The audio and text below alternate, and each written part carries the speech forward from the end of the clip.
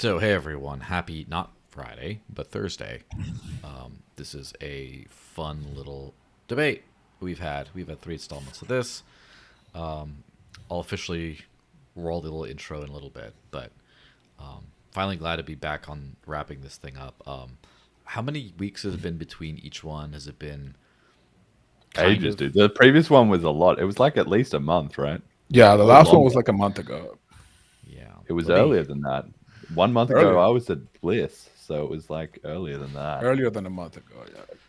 Yeah, let me see how long it's been. 5 according to weeks this or thing. 6 weeks. Probably. Yeah, I mean, I'd ideally like to have like even intervals. Let's see the first one. Let's see, is this? Just gotta make sure I. Well, I got to say, it's been popular though. Mm-hmm. I've had several people say like, "Oh, I watched the first part, or I watched the second part. I really enjoyed it. When's the next part?" April It's been popular. 25th was the first one, and when was the second one? It was May 3rd. So yeah, so that was like a week or 5 so weeks. between the first one, and then this one is like over a month now. Yeah. So, correct. you know, it's I guess conference season just gets to all of us, right? Yeah. Let's see. So much stuff going on. But thankfully, we're here to round it up. Yeah, absolutely. Yeah, my life has gotten incredibly difficult. And the majority of my This as audience well. is Spanish speaking, but even still, I had a couple people say, "Hey, I like the debate and stuff." So goes to show it's a worthy subject. Ah, la Yeah. próxima vez hablamos en español Ah, bueno, perfecto. para sus perfecto. gentes. Sin problema. Si quieres, lo hacemos, no hay problema. Okay, perfecto.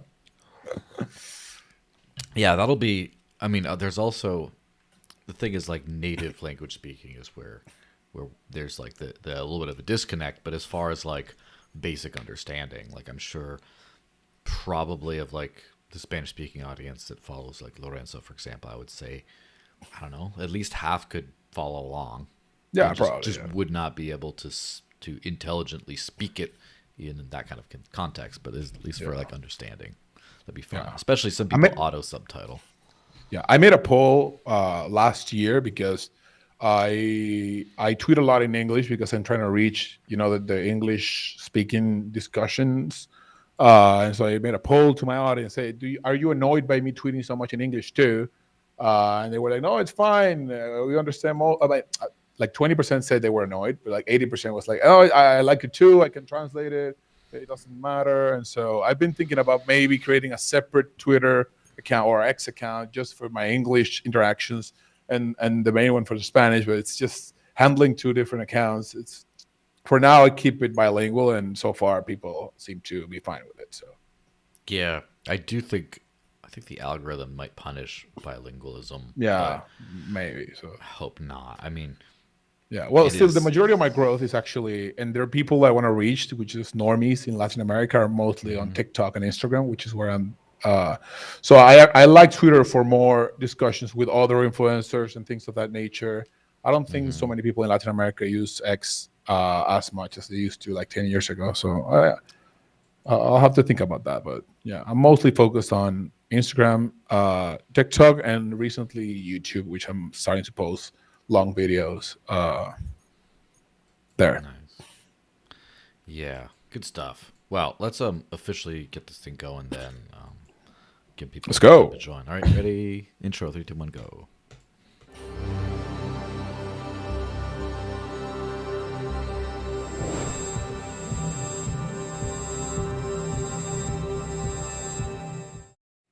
Hey everyone, welcome to a thrilling third and final installment of this debate series, the Bitcoin versus Bitcoin Cash debate series between these two esteemed gentlemen here.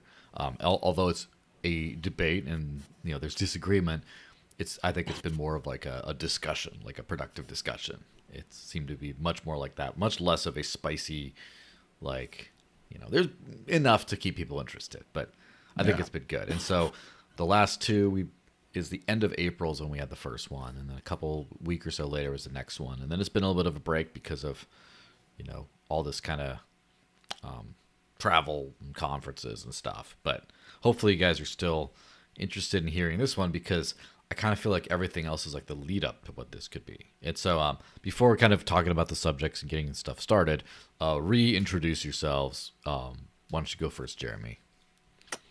I'm Jeremy, Bitcoin adopter since 2013. Bitcoin, a peer-to-peer electronic cash system, obviously the real Bitcoin, and that has meant that I'm in BCH today. I just hosted Bliss with Jonathan Ryan Giffen about a month ago. That was awesome, and it was kind of in between these two sessions, so might even be relevant to some of what we talk about today. I'm one of the what do you call it? Co-authors, the devs that work on Selene Wallet, and I host the Bitcoin Cash podcast, where we're following Bitcoin Cash on its rise to global reserve currency. Nice. And Lorenzo, why don't you go for it? Yeah, my name is Lorenzo. I'm a Venezuelan entrepreneur and a Bitcoin enthusiast since 2016. But I'm a proponent of the real Bitcoin, BTC, to this day, and worldwide recognized real Bitcoin. And I focus myself on developing solutions, especially for Latin America, where I've been able to do some pretty substantial stuff, including here in El Salvador, where I live. But I've also decided to become an influencer about a year ago to share my knowledge, experience on how to achieve more individual freedom by using Bitcoin and other freedom technologies. So on my social media, you'll find videos about Linux, Graphene OS, how to stay outside the matrix, how to replace all your googly, appley, Facebooky apps with freedom alternatives. And so overall, I'm focused on personal freedom and to help people in Latin America achieve more self-sovereignty and escape the matrix and inflation. So. Perfect. Yeah, I mean, great great group of people to be talking about this thing. It is always a lot of, unfortunately, the type of debate kind of things tend to happen between like celebrities and people who, like, maybe the Robert Breedloves of the world. I'm sure if you saw that drama with that fellow recently. Just had to bring that one up again. No judgment on the fellow for what he does with his personal life. It's fine, whatever. But it just kind of like the celebrity, the weirdness of the people, and then all that stuff. And so it's good to have people who actually are, use this stuff, are moving it forward, not just like getting, a bunch of subscribers on Spotify or Mac and stuff like that. So it's like real people talking about real things. And also, not to pat myself on the shoulder, but a host who's not a complete idiot. Just saying. Maybe knows a little bit about this stuff. Definitely helpful. Definitely helpful. That really helps.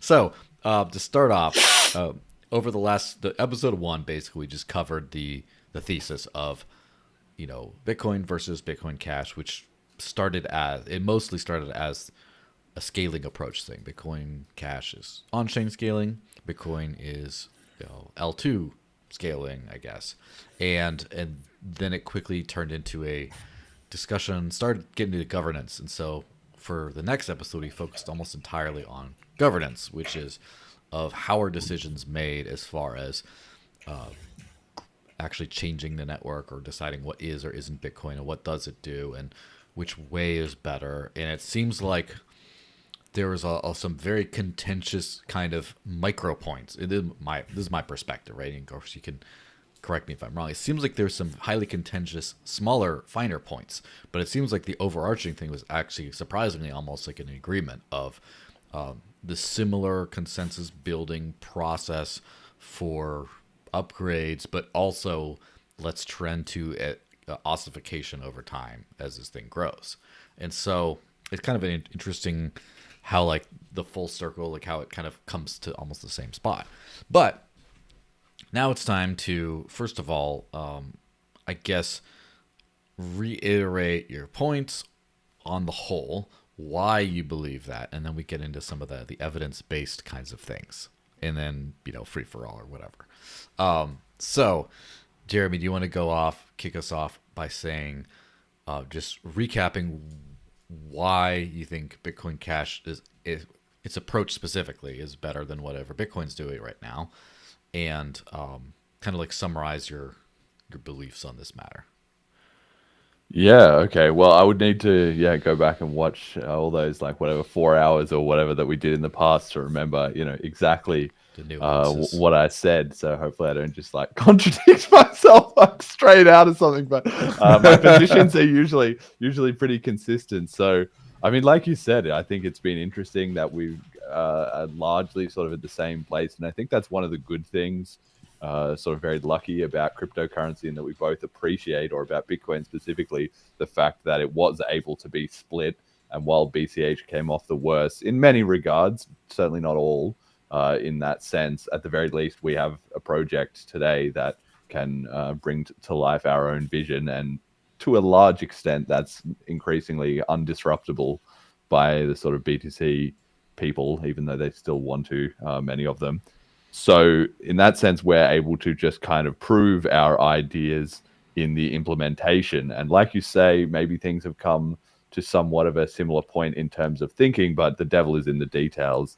And so there is a very big, and I would say accelerating divergence. Like I think of it, it's like branches of a tree or something, the tree splits and they're kind of trending wider and wider apart these days. When they were first launched, not only were the UTXO sets similar, but the communities were similar in terms of overlap of where they discussed what they were thinking about, how the protocol worked, how the community was progressing, adoption, all those things were like in parallel. And then over time, they've just been slowly diverging. And that I'm actually very glad to see that specifically this year and last year, the difference is really starting to get big. And I think over the next 5 years, we'll see a huge divergence in the two projects. And that's, I think, really interesting and very telling. And people who come into the scene or who come into either side can see that increasingly, which is great. So why is BCH making the right moves? Well, the simple fact of the matter is that we're now... Or which are these moves, and then why are they right? Well, which of these moves? Okay, well, the move was to retain the on-chain scaling vision, which was the right move because it makes more sense from an engineering perspective, and also because anyone should be able to rationally come to that conclusion if they weren't heavily influenced by propaganda and gaslighting and lies and censorship, which was the cause of the original root issue. So obviously, like any kind of situation like that, some people think it was justified and some people don't. But I think it's very clear that if you just walk people through all of the arguments and points in general, once they've looked at both sides of the debate, people tend to switch to BCH. There's far more BTC to BCH converts than there are BCH to BTC converts, although I know Lorenzo would say that he might be an example of switching back. But in that case, I would say it's maybe more likely that he didn't fully click with the idea in the first place, as opposed to having got it and then switched out. It's kind of like a one-way journey once you get it.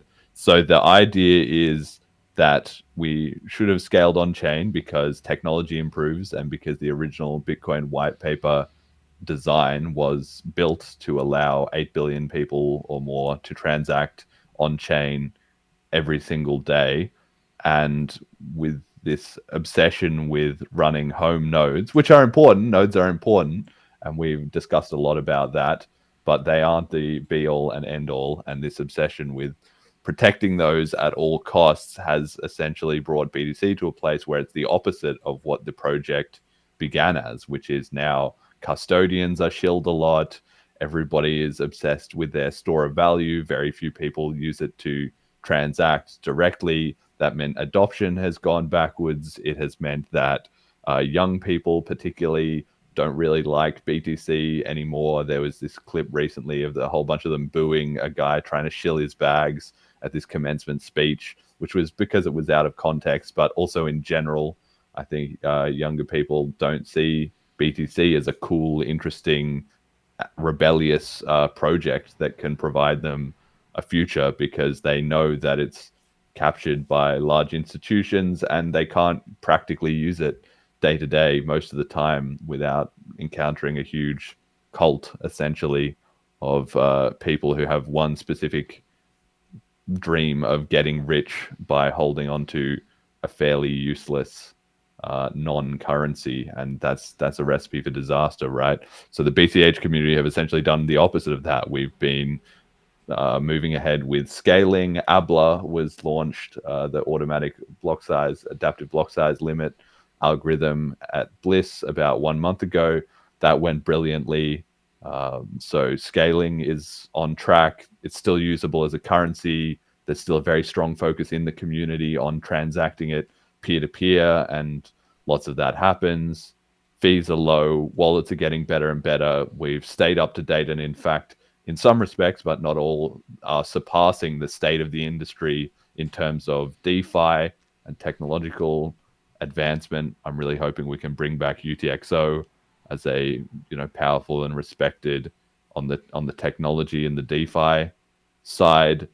And I think that's just going to continue. I think as CBDCs really start to roll out, which we've been kind of talking about the last year, and now we're starting to truly see it with like digital ID, got passed as a law in Australia very recently too. People are increasingly going to see the choice is BCH or CBDCs. BTC or ETH or any of these things aren't even going to be a realistic alternative, because even at the tiny fraction of adoption they're at now, they've already kind of failed as a peer-to-peer consumer technology for the most part. So it's going to be BCH or CBDCs, and I'm not really worried about competition from any other cryptocurrency at this point. It's literally just going to be CBDCs, and I think BCH and maybe Monero are possibly the only two projects with a realistic chance against that. And you can see that that's really the case, because large sections of the BTC community are even starting to realize that BCH was right. You have increasingly people like Paul Stords, Vlad Kostia starting to sort of defect from the narrative. You've had Eric Wall trying to shill OpCat, which of course BCH shipped 7 years ago. And there was a clip recently of him talking about how, BCH already had it so long ago, and he was talking to people on BTC, and some of them were like shocked, like they want this futuristic OpCat amazing technology, which BCH has had forever and is, long in the future of that. So it's just a long tail of ideas that BCH has had and has implemented that the BTC community take just years and years to catch up to, because they got so misdirected with all the propaganda and censorship, like I said. So I think that kind of summarizes, where things are at for me. All right. Lorenzo, your turn. Oh, you're muted, my man. There we go. So I thought it was very interesting when we last spoke, because to go along with what Joel said, we have similar beliefs, and we seem not to be so far away from each other. I would actually agree with that, because it surprised me that Jeremy said that he thinks BCH should eventually ossify, and that was a point that I did not expect, because my general view on big blockers or BCH people or other crypto altcoin / shitcoin users is constant change, constant upgrades, treating currency as if it was, Fortnite rather than as if it was chess. And to me, that's risks that I don't want to take. So that was very interesting. And so I think the main difference then comes to what risks everyone wants to go with. In my case, I think BTC already has the network effect necessary to achieve global reserve currency. And now it has to deal with the difficult challenges of upgrading without playing God, upgrading by, not hard forking specifically, being extremely careful with swap forking. And then the risk that we run is that we might be outcompete. We might not be able to compete in features and goodies that others might enjoy in altcoins. And I think on the Jeremy side, the risk that they're taking is that they are still playing God, and that might not let them reach, escape velocity and network effect, because since everybody believes they're God, or maybe that's not the right way to say it, but since everyone's playing God, you run the risk of splitting once. And I can say empirically that we have evidence for that. So my prediction, I could be wrong. My prediction is, if you keep doing things united and somewhat well for your standards, you will grow, and then you'll reach a point where you're gonna have your community divided again, and then you're not gonna have a unifying, glue to keep you together. You're gonna split again. So I think those are my take on where every community is going. Um, I believe that the network effect that BTC already has is extremely important. I know people like to say things like MySpace and things like that, but people need to remember that these are centralized, platforms versus protocols. And I think protocols have a much more difficult, steep. I don't know how to say this in English. It's much more challenging when a protocol sets in. It's Like stickier. it's stickier, like the English language, or like the numbers that we use, or like even email. People would think that email would disappear by now. You have all these chat applications and Telegram. People keep using email, and so I think protocols are stickier. I think that's a good word. And so I wouldn't risk, uh,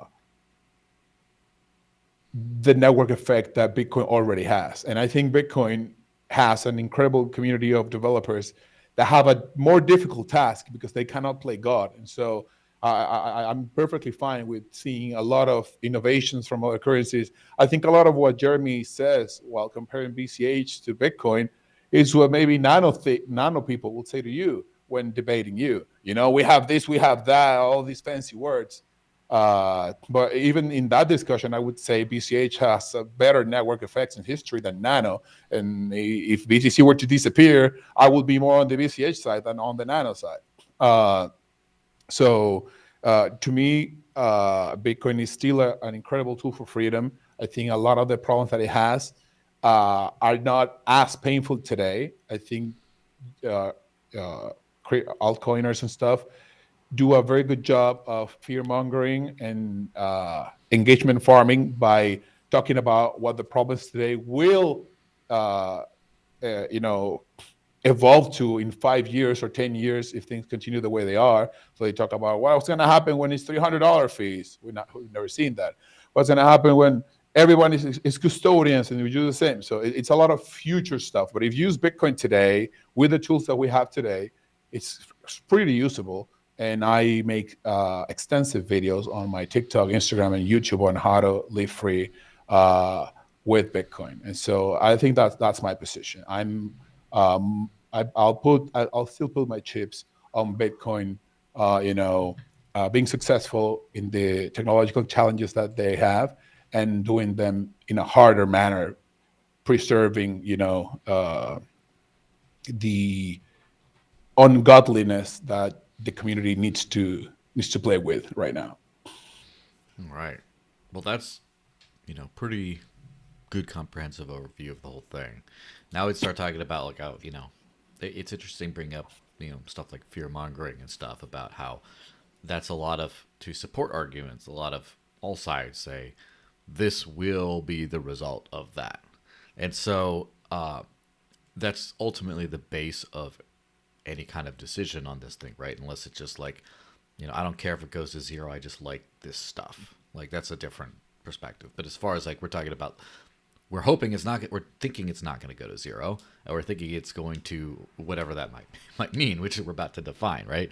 We're thinking it's going to be this approach will have more beneficial effects than this approach, and so I guess let's get into what are these beneficial effects. What is going to happen? What are the predictions as a result and so Jeremy, you start with BCH and then for BTC.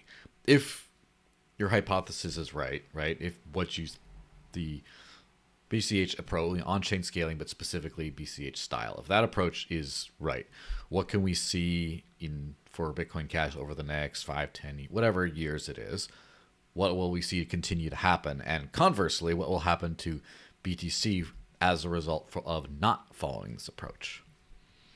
Yeah, okay. So yeah, the next 5 years is probably an interesting time frame. So when we were talking about this a little bit before the show, It could be I 10 years as well if you want, just whatever yeah, time okay. frame you're thinking about. Yeah, 5, 10 years. So I would probably, it's a bit of a story, right? When I was thinking about this, I thought, what would we mean we were succeeding? So I think in the next 2 to 3 years, what I want to see from BCH is more sort of physical conferences. Like I mentioned, we just had last year, the BCH community had no major, like, big physical meetups.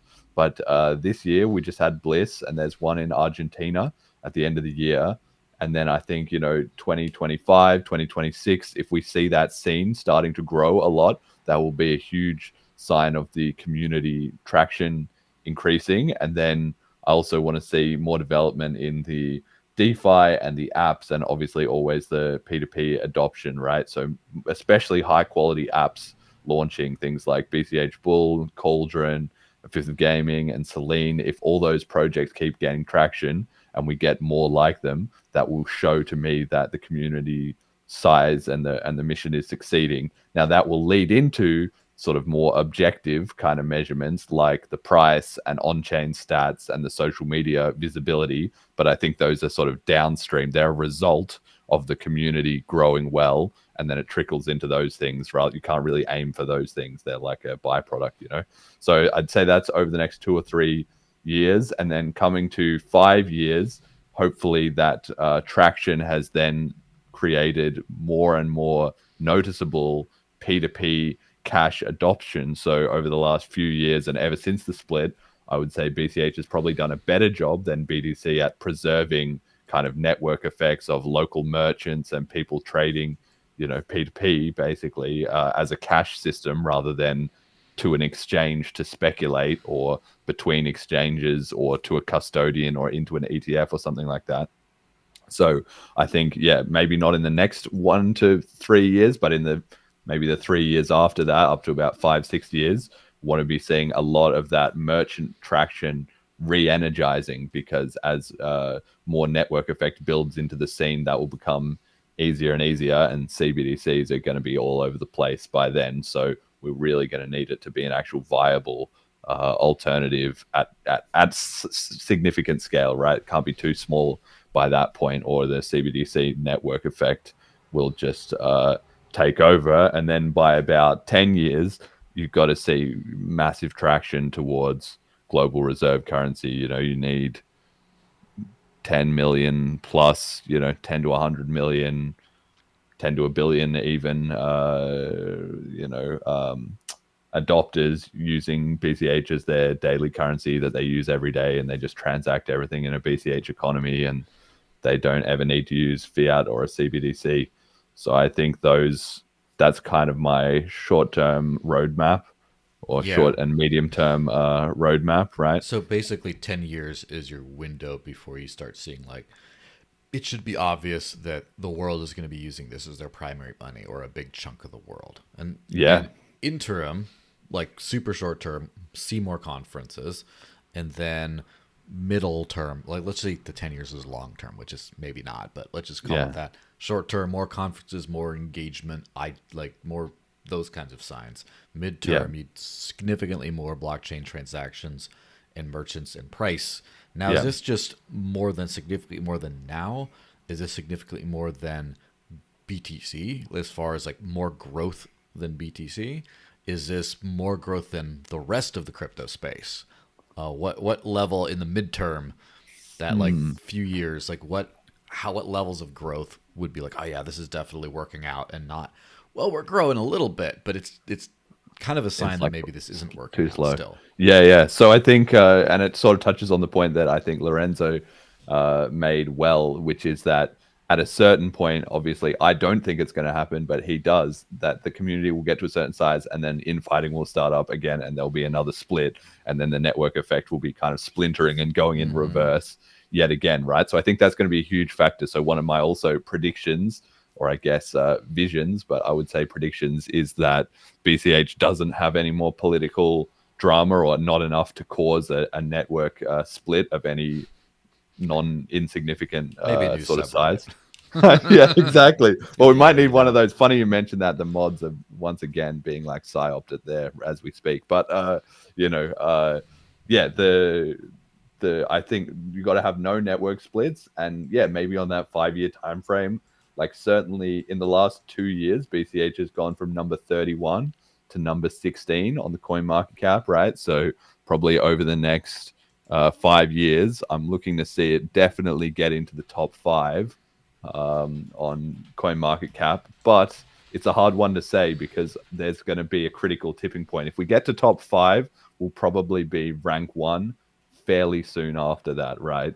There's no way for BCH to get into the top five, the top three, without it becoming the biggest story in crypto and a flippening starting where everybody just starts to dump money into BCH. We suck cash power out of BTC. It causes a mass panic. BTC clogs and the world like switches over fully, right? So yeah, probably I don't know that I can predict a flippening in 5 years, but we probably need to be definitely top 10, probably more like top 5 on the coin market cap, and yeah, ideally already sort of rank 1. Yeah, and then 10 years would probably be 10 years we got to be top. rank 1 for sure. We got to be rank 1 by then in the crypto markets easily. The crypto markets will be irrelevant by then. Now, what if it's Solana 1 and BCH 2? I'll take it. I'll take it. I'd be So happy 10 with years. that. So top. In 10 years, well, that would be interesting. What if in 10 That's years funny. it's Solana 1, Tether 2, BCH 3? Is that close enough? I don't know if Tether's in there like that, then that might just be. Or I don't, XRP that or at that something. point you would need to look at I don't know, like we need to look at the situation on the ground more. I don't think that like are we only just barely behind that? Like Yeah. coin market cap is only a rough approximation, right? I don't care if Tether has a huge market cap if BCH is actually adopted by 50 million people as their daily currency. Like I would take that. So yeah, it would depend on the specifics, I guess. Yeah, so what do you think about BTC's future then over the same sort of time frame? Like what's going to keep happening short term, which is, it's hard to really, it's kind of like whatever. And then the 3 to 5 type year time frame, and then the long-term time frame. Now, of course, as a result of its path and trajectory, of course, if say tomorrow drive chains get implemented or something, even though that's not on-chain scaling, it's close enough to it to where you could consider this to be like, well, listen, I said all this about the way BTC's been going since like 2017 or so, but like now this changes things. So obviously that's your out if things significantly change. But the way things are going, what would you expect to happen? Well, the way things I would expect to happen is you're already seeing breakdown and infighting essentially in BTC, which is a result of their different camps increasingly wanting to push for something because they can see that progress has stalled. Now, part of the community doesn't think it has, and part of the community thinks it has, which is the source of the tension, and it's going to be virtually impossible to get everyone on the same page. Now, Lindy is quite powerful, and the status quo is quite powerful, so I think in that sense, probably Lorenzo is quite happy that I think it's very unlikely anybody would be able to get a hard fork into BTC, almost impossible that, and very, very unlikely they would even be able to get a soft fork in just because there'd be so much chaos around it. So like right now you have the CTV crowd, you have OpCat, you have LEnhance, you have a variety of other different proposals. I think over the next 1 to 2 years, you'll see more of those people trying to push to get that in and probably fail. Like it's not going to work. They're not going to get it in to Bitcoin Core, and as a result, increasingly they'll either defect to BCH or where we already have the stuff that they want. So I don't know why they don't just switch today, but whatever, maybe they need to run into that wall a few more times themselves before they figure out another way around it. So I would expect that. Maybe there'll be some community contention. Maybe somebody will even launch a minority split, but if they do, it won't really get significant traction because there won't be much need to it. And again, everyone will be like, you should have just launched your own new coin from scratch, or you should have joined BCH, or there's a bunch of better options. But there'll be contention. People will continue defecting either into Ethereum or into BCH or maybe into Monero. that kind of thing at the fringes, while the core of it just kind of chugs along as it has been. There'll be more and more ETF trading and that kind of stuff. It'll get more embedded into the traditional financial system. So you probably won't be seeing these gigantic price rises that everybody is hoping for, because it's become easier and easier for fake Bitcoins to be traded. If the community is not using it as a P2P currency, then fractional reserve is right back in the mix. So I think the BTC price is not really going to be like, it will go up over time, and especially as the USD devalues in USD terms, it's going to be going up anyway to some degree. But I think all this stuff about the euphoric highs, and that's not really going to be happening so much. So it will just drift into being recognized as a fully captured, over 3 to 5 years, drift into being recognized as a fully captured system. Essentially, that's just Michael Saylor and his Wall Street mates with their bags. More and more custodians. Eventually, everybody will kind of give up on Lightning. That's already happening, but give it another 2 or 3 years, that'll be very, very obvious. What else? So the lack of price pumps or significant price pumps relative to the rest of crypto or relative to inflation will cause more and more infighting in the community as everyone tries to figure out what's going on. But there'll be enough sway by the old hands like Adam Back and Peter McCormack and whatever captured communication channels to essentially just stall any kind of revolutionary change of direction there. And then by 10 years, BCH will have hit a flipping critical mass and will have flipped BTC, which will clog totally. The fees will go to the moon. Everyone who still has UTXOs is going to be rugged as their coin goes to zero and the hash rate all migrates over to BCH. And that'll be the end of BTC, and it'll be looked at as one of the biggest grifts and disasters in human history. But nobody will care, because 99.9% of people were never involved to begin with, and they'll all be happily using BCH. And that's the 5 to 10 year, right? That's my more like closer to 10 years. By that time, BTC will probably be dead. Yeah, so in 5 years, you'll probably start to see some like significant stall out and trust minimize type solutions, and kind of price pumps, like some stalling on that stuff. Is that? We're already kind of mostly there. Like, I mean, we might see it. I'm not saying like I would be shocked if there was, BTC doubled. Like, I wouldn't be. But even just this year, everybody's been so hype about the bull run and blah, blah, blah. But like we said, it's barely gone over the all-time high. Inflation adjusted, it hasn't. And I think, after the last cycle, everyone was shilling, the super cycle. Plan B is back at it with his stock to flow these days. Like, it's going to the moon. Like, how ridiculous is it? Like, the world has just moved past BTC. The energy is not there. The conferences, the BTC conference is getting smaller year on year now. Just people have moved. Like, you can't FUD all the action and energy and dev activity going on in the rest of crypto forever. And that hold on the media has just kind of passed it by, as reality has. The market has spoken that Lightning Network and other things aren't going to deliver and never were. So, The market has spoken. Yes, exactly. I've started using that a lot. I love it. I've started replying to people with that all the time. It's so funny. Yeah. Which, it's funny. I used to, as a little side note, before this pump thing happened, I used to reply with the USD Bitcoin price chart that, because over a time frame since 2021, it wasn't doing as well. And then people would lose their minds at that. That was funny.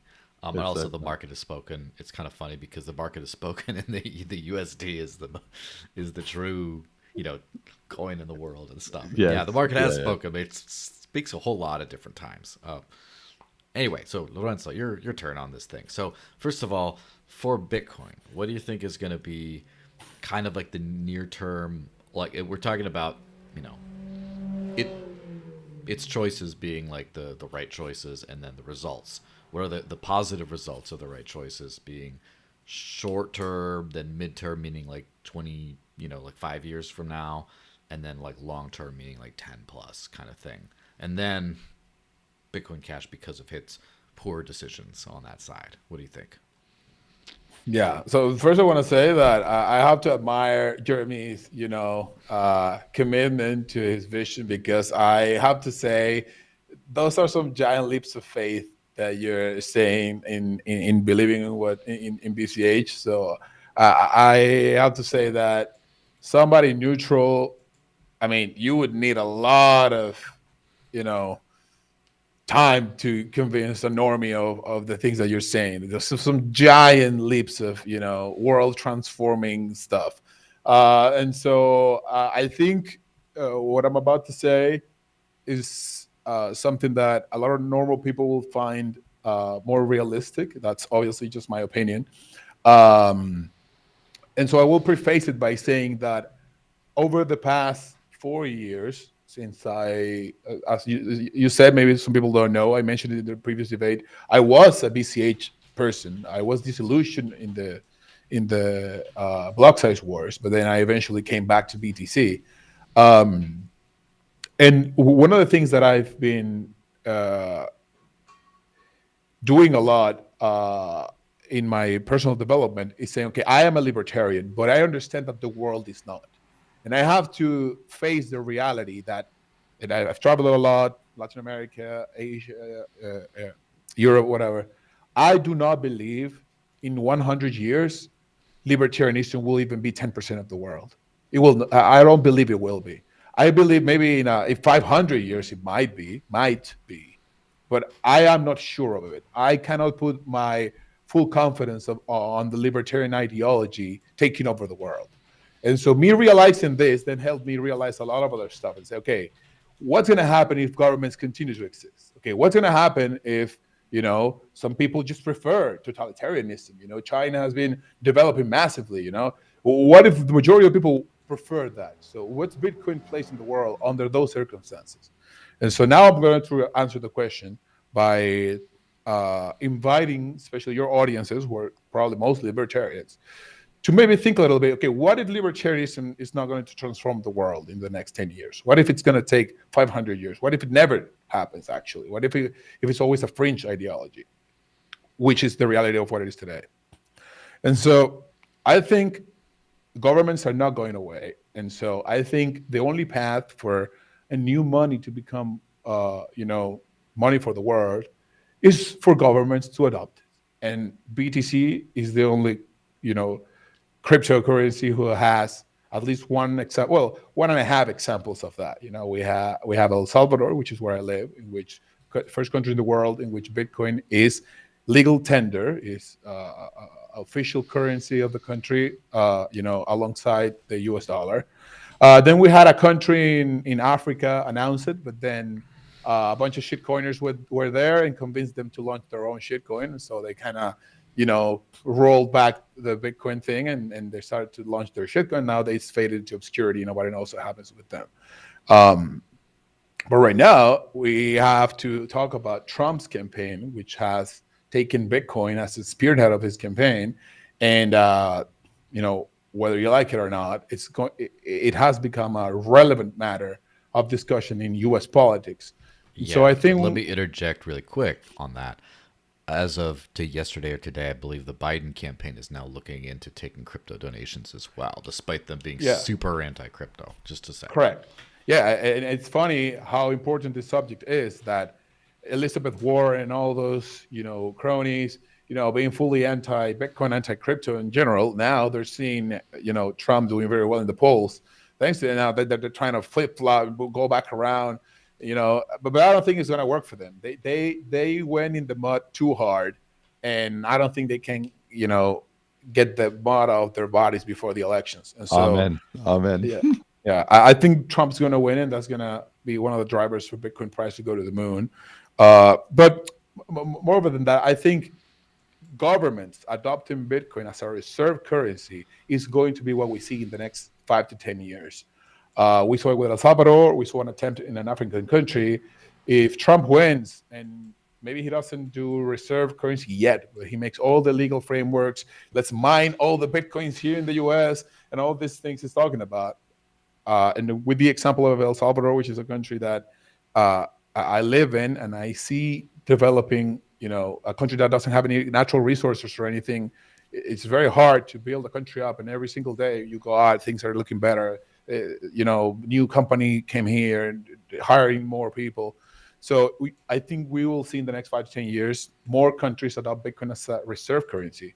We're going to see huge price humps of Bitcoin, and I think a prerequisite for Bitcoin to be used as a medium of exchange is for its price to stop being so volatile. I think we need to surpass gold's market cap for the price of Bitcoin to stop being so volatile. Do not expect a doubling of the price or a halving of the price.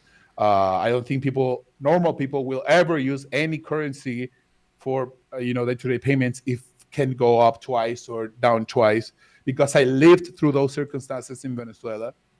Because a lot of people talk about Venezuela Bolivar devaluating, but you would appreciate too. You would have a day in which it went up triple, and fuck, why did I buy dollars right now? I should have waited, and then it would go back down. Extreme volatility. I lived through that, and all that cost was for everybody to try to escape to a more stable currency, which was the US dollar, which is now the official, non-official currency of Venezuela. Everyone in Venezuela uses dollars unofficially because the Bolivar is just not stable. And so we will see governments adopting Bitcoin, taking it as a reserve currency. Because of that, we're going to see massive price spikes of Bitcoin, and we're going to reach Bitcoin upwards of $1 million. And when we reach that is when, the currency will be ready to fulfill its medium of exchange, aspect too. But store of value comes first. So I think that's what's going to happen. It's going to be through governments. Governments is going to start paying employees portions of their salary in Bitcoin. They're going to start pushing it as an option for society. Some governments might, be more like, this is it and that's it. Some governments will put it as an option, like El Salvador. Some governments will just probably, the US will not make it legal tender. They will just make it, legal, and you can use it freely, whatever. And through the natural, course of human politics as they are today, the price is going to go up.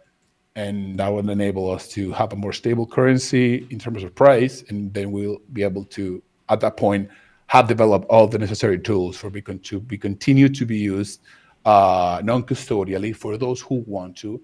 But I do believe the majority of people will choose to use it custodially, even when they have the option to use it non-custodially, just because of human nature. And we spoke about this in our last podcast. I don't think we're ever going to see in our lifetimes the libertarian utopia where everybody wants to be self-sovereign and hold their own keys. I don't believe this is a realistic thing to believe. So yeah, that's my take on the future of Bitcoin in the next coming years. So do you have which time frames for which thing? So over the next, yeah, I think the next 5 years is a very good time, because U.S. elections are in December, and then we have 4 years of administration. And so in 5 years, the next administration is going to be ending. And so assuming Trump wins, which to me it seems like he will, we definitely might see Bitcoin at $500,000 or even $1 million by the end of his presidency, and probably 4 to 10 countries having made Bitcoin either legal tender aside their current national currency, or something similar where they made it all legal and all the frameworks for you to use it freely, even though it's not officially legal tender. That's 5 years. And then in 10 years, I think, a big portion of countries will have done the same. And we're going to have a Bitcoin price upwards of $1 million. It's not going to, maybe in dollar price, it will go up maybe significantly, but in terms of purchasing power, it will probably go 5% up, 3% up, 2% up every year for a while. And then people are going to say, okay, this is actually a reliable, stable, slowly appreciating currency that I can trust not only to save, but to transact with as well. And that's in a 10-year time frame. Okay. And so now what about Bitcoin Cash's path? Where do you see that going over the next? I don't let's believe just say the rest of this cycle, and then the five years, and then the 10. Yeah, I don't believe Bitcoin Cash or other currencies are ever going to die in these time frames. I think Bitcoin Cash is going to continue to be alive because I am a Linux user, and I know how distros stay alive for decades with the same 5 people using them. And so I believe the future of Nano and BCH and Dash and all these currencies is they're going to have their small communities, which small is in relative terms to the world. These small communities might be thousands or tens of thousands of people. They are going to have features that Bitcoin doesn't have. They're probably going to be more private than Bitcoin, and they're going to have their niche use cases, Monero and stuff, dark markets, and all these things. I think it's quite likely that this not only BCH but other cryptos are going to go up significantly too. I think they're going to go down in terms of Bitcoin, but I think they're going to continue to go up in terms of dollars. And so I think in 10 years, you're going to have debates where BCH people are going to continue to say that now in the next 10 years, now is when we take over. And, this is similar to what happens. This in the next decade, the Linux desktop will take over. Now we will fuck Microsoft and Apple. And this is going to continue to be the same for the next 100 years. So I think that's what's going to happen. You're going to have a lot of new tech, a lot of goodies, tight communities where everybody, likes each other and tries to push for it. You might get some integrations here and there. You may even get a small country or two to adopt it. I know BCH was close to that in the Caribbean. It didn't come to fruition, but they might get it in some other country somewhere. And so, yeah, I think they will continue to exist. It might not. I know a lot of cryptos are going to go to zero, but I think Monero, Dash, Zcash, these that have already tight communities are going to behave a lot like niche Linux distributions with their communities believing in them forever. Yeah, so to sort of recap on that bit, basically Bitcoin Cash is going to still be around, still do its thing probably, but just stay sort of where it is as a more niche community in the background with a group of people that just doesn't get to the next level. But it'll be kind of like hanging around there with a lot of the same narratives for a very long time, regardless Yes, of what happens. correct. Do you have any predictions about future forks? Because I know you just sort of mentioned it as a possibility, but like, correct. What's your timeline for a major fork or change plan Yeah, in the community? Correct. So yeah, to be clear, I didn't predict more Bitcoin Cash forks. I predicted that if Bitcoin Cash were to grow massively, which I don't believe it will, but it might. So I do believe if BCH starts to grow massively, like Bitcoin has some terrible things going down, people are actually leaving the Bitcoin thing. When BCH grows massively, that's when it will reach this situation where the infighting is going to start. Because if it grows massively, it's not going to be the niche people who all believe the same thing. It's going to be all the normies jumping in, all the idiots, all the people, dumb influencers with OnlyFans girlfriends and things like that. And when those people are in BCH, I don't think they're going to have the strength to keep the community together. So that to be clear, I don't believe this is going to happen. So I do believe they're going to stay together as a community for 10, 20, 30, 50 years and with similar narratives as well. But if they were ever to actually scale, I believe they will have some infighting that will not let them, bring that to fruition completely. But so barring some kind of big growth, then without any kind of big growth, maybe there won't be a fork. Is kind of what correct? said. Yeah. Without massive growth, I don't think they're going to be a fork. There's going to be a fork. Interesting. Yeah. All right. So that's basically the recap of what do you expect to see as a result of you being right. Now, if you're wrong, right?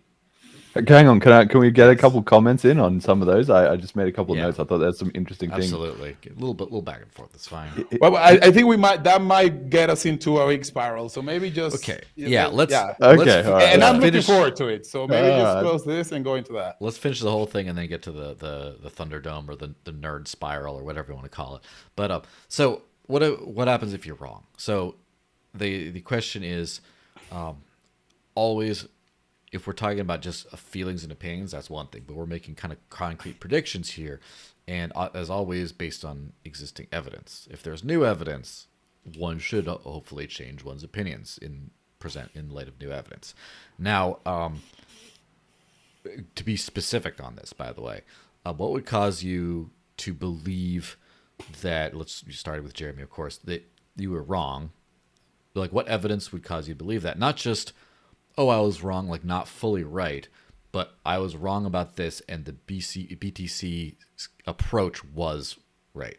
Because a lot of times there's that, well, what I wanted didn't pan out, but that's because I failed to account for other things, but I still don't believe the opposite side. So what would you cause to actually switch what data and actual things that happened would cause you to switch your opinion and be like, you know what?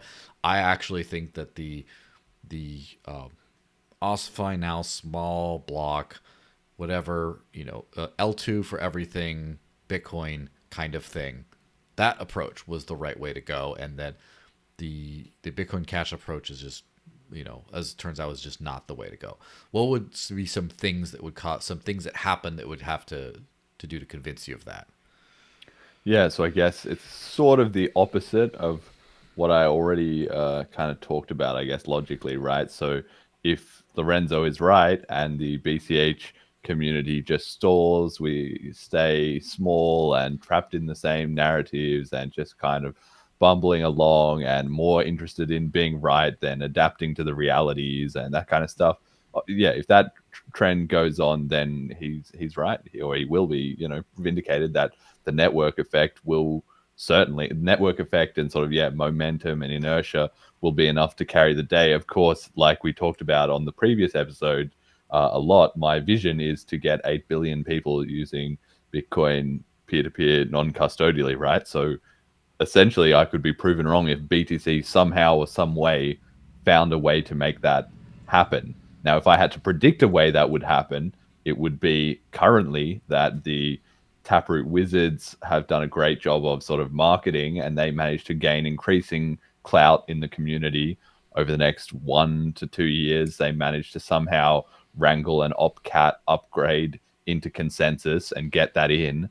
And then they use that as a platform over the next 5 years to say, okay, guys, we've showed that we can ship upgrades and it doesn't end the world into a giant disaster. What about some smallish block size increases? What about a couple of other things? Maybe they put in some ZK stuff or something like that. That opens the door for some better layer twos. Somehow or another, layer twos prove to be better than layer ones and not a mess and not, full of other grief. And then a whole ecosystem, all piles into the rest of crypto, realizes, wait, BTC has fixed its political governance problems, has got past the ossifiers, and is going to be able to compete with CBDCs. Adoption returns of merchants and people transacting, on-chain volume comes back.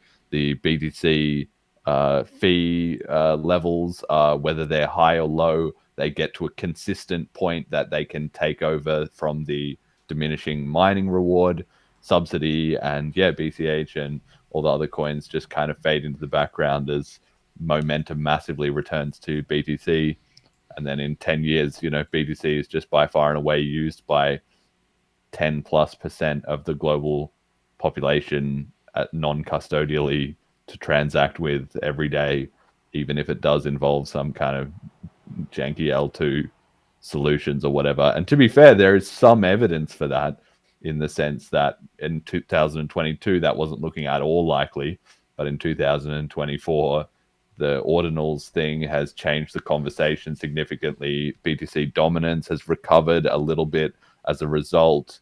The ETH people are having to pay a bit more attention to what's going on in BTC.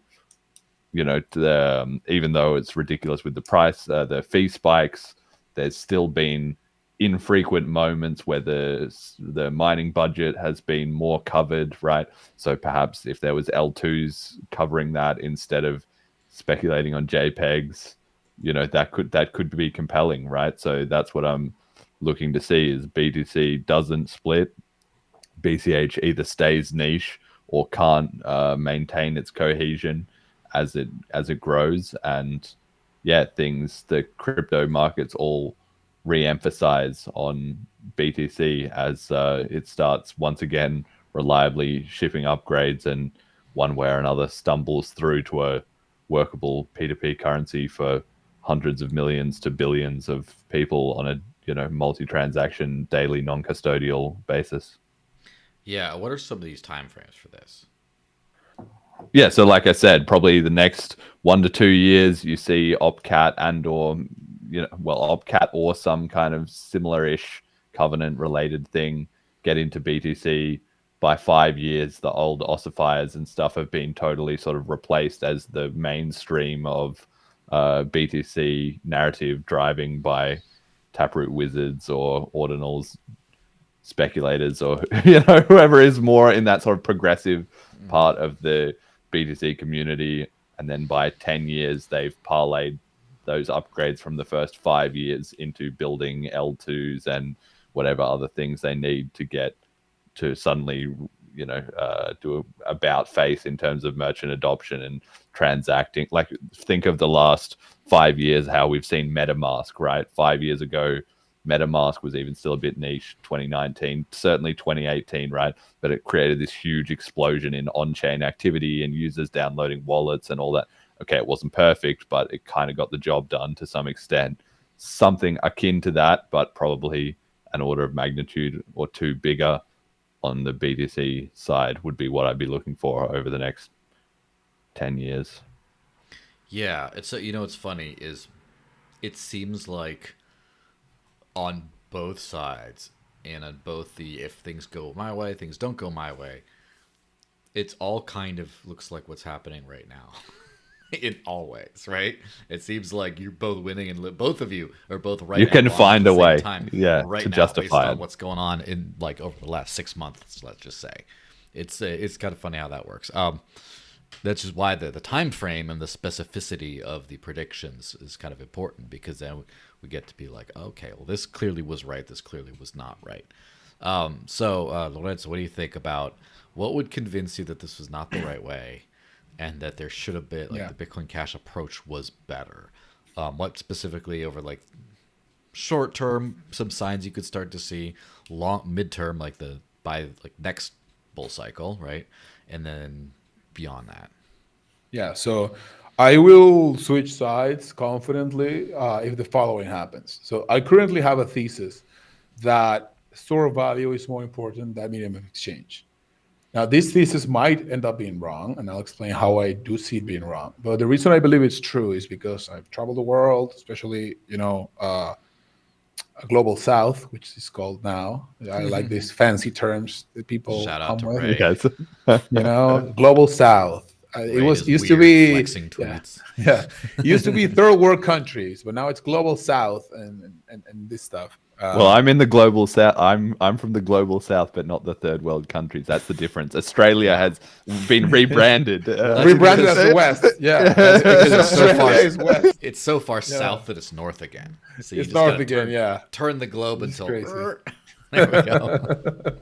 Yeah. So and when you speak to people, and I dedicate myself to trying to use Bitcoin in every country I go to and try to speak to local people. When I travel, I usually go to the Eiffel Tower. No, I actually go to the streets, talk to people, and explore things. I really love talking to learning how people live in each country. And I think right now that most people don't care about the medium of exchange aspect because they are happy with their banks. A lot of people are even happy that their banks put limits on. This has surprised me so many times. Every time I ask to use a bank and it has limits, I'm like, this is why I use Bitcoin. But a lot of people are actually like, you know what? They actually protect me from buying stuff stupidly. One time a guy told me, one time I bought a super expensive computer that I didn't need, and the credit card reversed the transaction for potential fraud. And then I was like, oh my God, thank you so much. I actually didn't want to buy that. And so a lot of people just are in the matrix and they don't really buy this medium of exchange narrative. But they are hurt by inflation. That's why I believe store of value is a more powerful driver for global adoption than medium of exchange, because everybody would say, hey, things are not going to be more expensive in terms of this currency. I actually going to be able to buy more stuff, save more stuff. So that's why I believe this thesis. Now, what could make this thesis go wrong?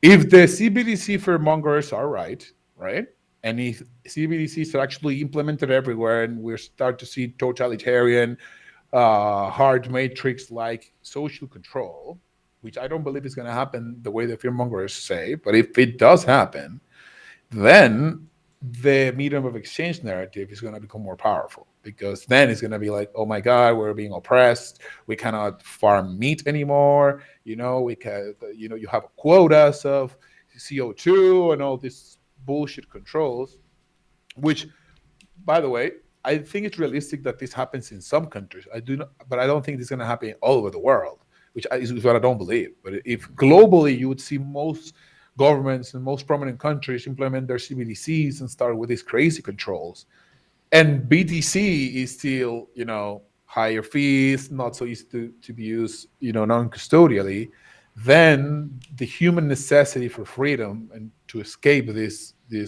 totalitarian controls could be a potential big driver for people to migrate to other currencies that allow them to freely exchange goods and services, and then BCH is a candidate for that.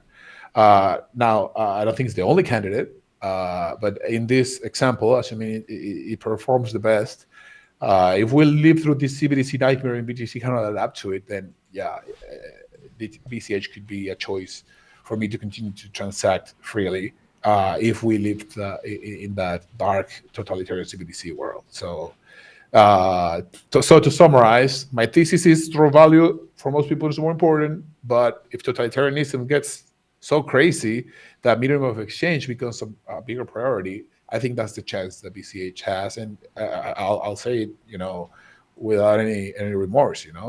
I am a freedom advocate. If I have to live in a world where every government all over the world is controlling what everybody has to do, and BTC doesn't serve me to bypass that, I will happily move to other chains that give me that freedom. Yeah, for sure. Now, a wild card question before we get into the sausage making type arguments over little finer points or whatever you want to call them, the minutiae, the nerd fest. What about like the wild card? What happens? What do you think is the possibility that things go in a third way? In which case, we've seen, for example, the rise of Tether in the global south, for example. Stable coins have arguably grown faster than any other asset class in the crypto world. And then, of course, PayPal's getting in with theirs and all that stuff. And then a lot of networks that facilitate these, which I think that Tether used to be on BCH back in the day, but then I don't know where it is now. But then USDC is like only on programmable chains as far as I know. That stuff seems to be really growing in a lot of ways. And I've noticed a few payment processors, such as Coinbase Commerce, will only accept things that can, through the connect a wallet type setup, where you can do things programmatically and kind of guarantee very specific things. And it seems like stablecoins are getting more payment adoption, or they're getting payment adoption faster than any other kind of cryptocurrency right now, where you'll see something like Stripe, for example, start to accept stable coins and no legit cryptos, as it were. So what do you think is the possibility of the third option, where both Bitcoin Cash don't take off as the number one anything really, that it turns out that other networks that facilitate stablecoin transfers, for example, end up being what the world runs on in 10 years? Well, what do you think about that, Jeremy? Well, like you say, I think you're right that Lorenzo's scenarios, my scenarios, and maybe this scenario also already have elements in the current zeitgeist that you can point to. Like, for instance, a big supporter of this point is the fact that Binance, in Argentina or in other places, like there's whole economies that are just running on that. They're not even necessarily using Tether or any like Venezuela is like that. Like yeah. Binance is the bank of Venezuela, like what everybody uses. They use Tether, but they don't really use Tether. They use Binance Pay Tether inside to other Binance users, right? Yeah, in this kind of closed economy, right? So that definitely could also be sort of what takes over, and I would say that's kind of a case of the CBDCs coming in, but that's sort of like the backdoor way. The front door way is the governments launch it. This is our CBDC, but they call it Gov Cash or like something like that. They propagandize it out onto TVs. Everyone goes, "Ooh, that's the thing we're using now." Like Apple Pay just launched Apple Cash or whatever with the iPhones. Like that's the front door way. The back door way is Tether, Binance, something like that becomes big and popular. the government operatives knock on their door and say, hey guys, we're going to be running this system. You're going to run it, but we're really going to run it. And people don't really know about that until 30 years time, all the documents come out and it's a big scandal. Like, oh, remember back in the 2020s when they told us that crypto was all free and open, but actually it was the government operatives. That's going to be kind of the way that goes. So I can see a future where that, you know, works out, either CBDCs by the front or the back door. And I think we've got to be, very vigilant against both. And if that's the way it goes, it's going to be a pretty miserable look back on this podcast, I think, in 10 years when we're sitting here, if we still have free access to the internet, which maybe we don't. It'll have to be like around a fire in some apocalyptic scenario, you know, like a windswept plane with us with like our battery powered like generators keeping our phones alive, being like, guys, fuck. Yeah. In that scenario, that's all I'll say about that.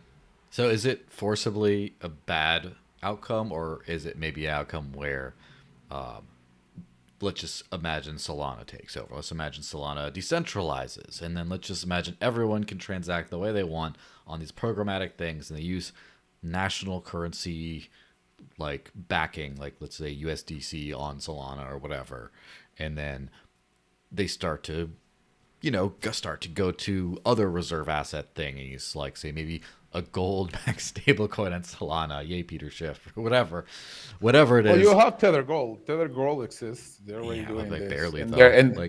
yeah. But so, something like that. So is it forcibly, if it's not dystopian, let's just say more people can do that. What do you think, we Jeremy? still need. Yeah. I mean, the thing is, even if like there's crypto is probably going to win in the sense that all this stuff will just become part of the lexicon. It'll all get watered down. Crypto and wallets and addresses and private keys and all that. It's already getting there, right? But over another 10 years, that will all happen, even if a lot of it is watered down or subverted from some of the original meanings and stuff like that.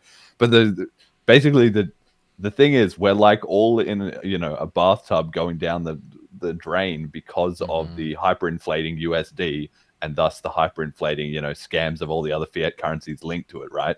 So that's really where the CBDC thing, they need to do some kind of bait and switch in there, because if they're doing tethers, well, they're churning out tethers just like they're churning out everything else, right? So in that regard, Lorenzo is right that the store of value part is super important, and the limited supply and the scarcity and all that, because over time, like especially over 10 years, you can just see the impact as everybody's wealth is just destroyed. It doesn't matter if everybody starts using Tether like networks, and that just accustoms them to the idea of transacting in crypto. So then crypto gets into their brain, but they realize, wait, this is still an inflation scam. And then they get into some of the real cryptos, right? So if there's going to be a CBDC project, they have to find a way, which is why I think like some sort of Gov Cash or some other new network will be developed, or something that they can say, no, we're not going to print this. It's going to be just like Bitcoin or something. And then, of course, they'll rug that and later print it. But they need it to get everyone onto that system to reset us out of the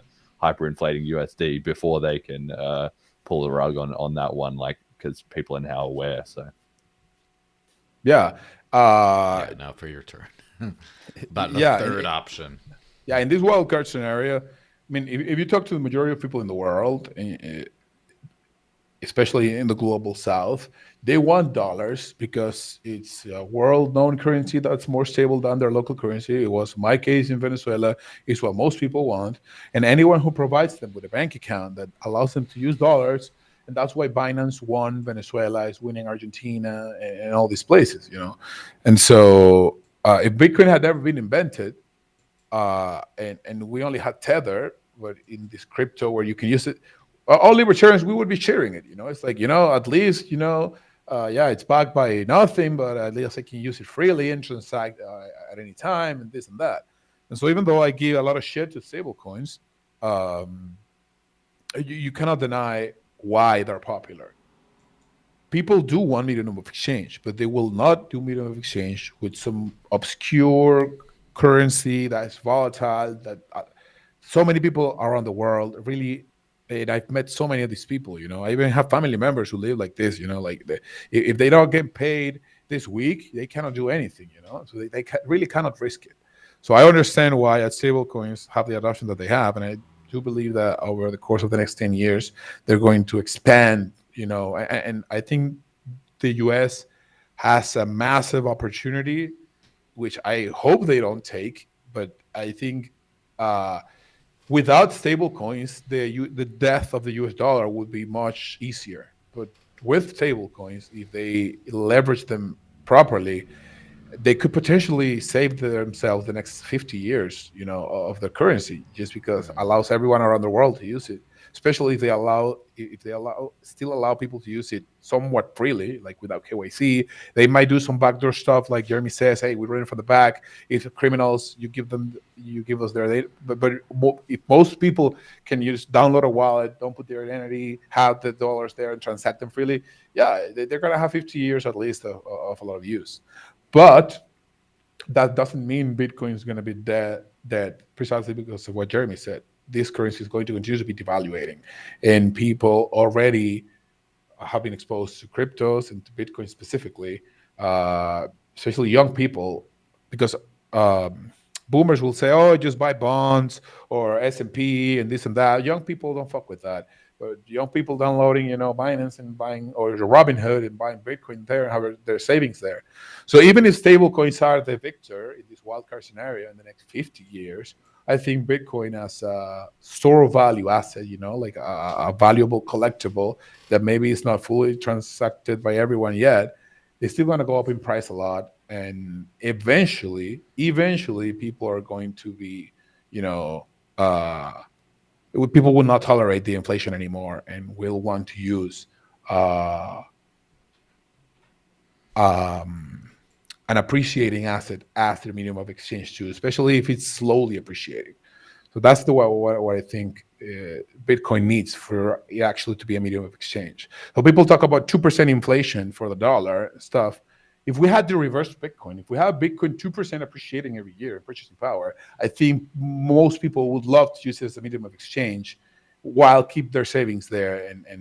And so even in this wildcard scenario, I think 50 years from now, people will still switch to the slowly appreciating asset rather than the stable coin. But I think it's a very possible scenario that the U.S. leverages their opportunity with stable coins to maintain medium of exchange dominance around the world for the next few decades. It's very possible. Interesting. It's also interesting thinking about this of the very early days of Bitcoin, of like the pizzas and the Satoshi dice and just all that kind of stuff. I wonder if any of that would have gone anywhere if the same technology could do stable coins at the same time, where people would ever have given Bitcoin store of value a chance. A chance, yeah. If Tether was released first, blockchain was introduced via Tether, we might have even seen Bitcoin come up. It's an interesting thought. Yeah, for sure. Okay, let me just make sure. So first off, there's a couple people in the comments who are asking for donation addresses, and they said, wow, this guy, dude, these freaking names are so long, I can't even. Let's go, baby. He says, if I send you $30, can you forward 10 to Lorenzo via Lightning and 10 to Jeremy? For the second part of that question, yes. For the first part, I was using Phoenix Wallet, and I'm unfortunately in the U.S. where it's banned now. So I just checked on-chain fees are like $5. So R.I.P. There we go. Case closed. I win the debate. Done. So basically, I could find a way if you want to do that. But alternatively, you could both post your whatever addresses in the comments of YouTube, this specifically, by the way. Yeah, sure. But if anyone has any questions from the audience, feel free to hit them in. In the meantime, we can wrap it up since it's like an hour 23 minutes. But we could also, like, if you guys I got a few minutiae you wanted to jump into. Now's the time. Yeah. Now's the time while people get their questions. Quick ready. thing. Will the person accept a Lightning invoice, or he's donating some other crypto, and then because I can send a Lightning invoice. So Jingle Bob, what do you think?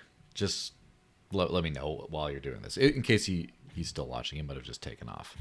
By the way, a friend of mine just chimed in, says greetings from the People's Republic of Canada. Good seeing you, dude. Yes. Unfortunately. Okay. Isn't Or SegWit- if he can, yeah. if he wants to send me some other crypto, I'll happily take it in my Binance account, trade it for BTC, and withdraw via Lightning to my non-custodial Lightning wallet. So I can also do that. So let's see Yeah. what he says. Is there, by the way, random, because I don't use custodial exchanges at all. I just have them. Weird flex, I know. But is there, do you have like a static like address for your Binance accounts? Like, you have a static BCH address, so people send to that, it shows up in your Binance account, or does you have to do it? Do you have to do it a new one every time? Generally No, speaking. no, they give you the same. I do believe in PC, like on your phone, but I do believe in the website, the bigger UI, you can have new ones, but the older ones Still also still Okay. work. So, but I'm not sure about that. Not 100% sure. Yeah. But I do believe that if you take one time, that one will always work for your account. Yeah. Unless I believe there was a point in which they said, like 4 years ago, they We're were migrating. migrating from one standard to the other and say, be careful, your old address is not going to work anymore. So if that ever happens, they tell you, beforehand and stuff. So Yeah. Well, personally, I have a donation link in the bio, but for these fellows, feel free to post an address in the comments, or if that doesn't work for whatever reason, give it to me and then I'll post it in the comments. okay, in the comments of the YouTube. YouTube stream. Okay, YouTube. Let me just search check for the it. other. No one's commented on the other one. So yeah, the YouTube stream. Yeah. So what do you guys want to harp on about?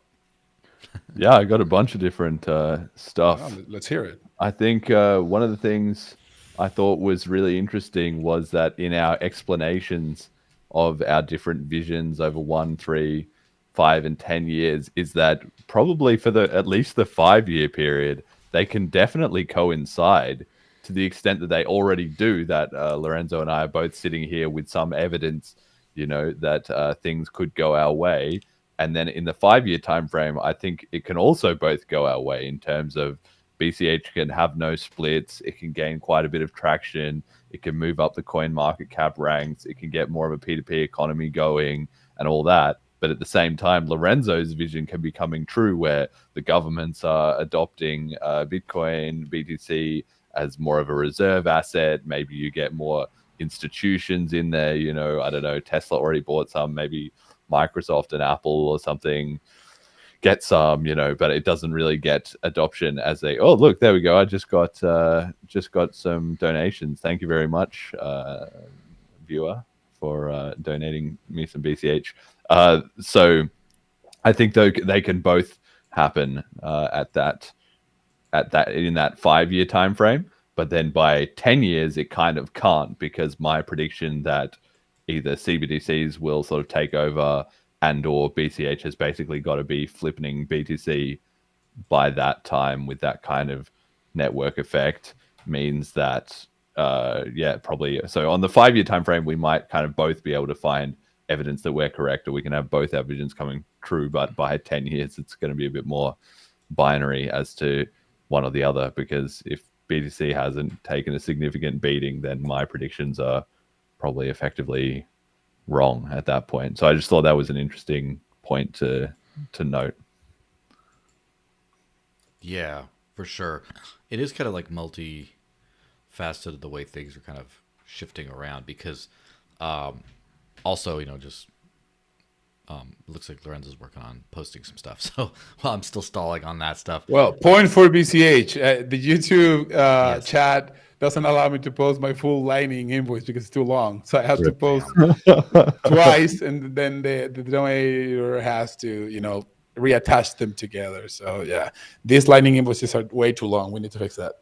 Yes, it's kind of interesting with like the adoption of technology and stuff, where in the early days, I think being a Bitcoin, I wouldn't say maximalist maybe, but a majoralist, a BTC majoralist, was just the only logical thing for a crypto person.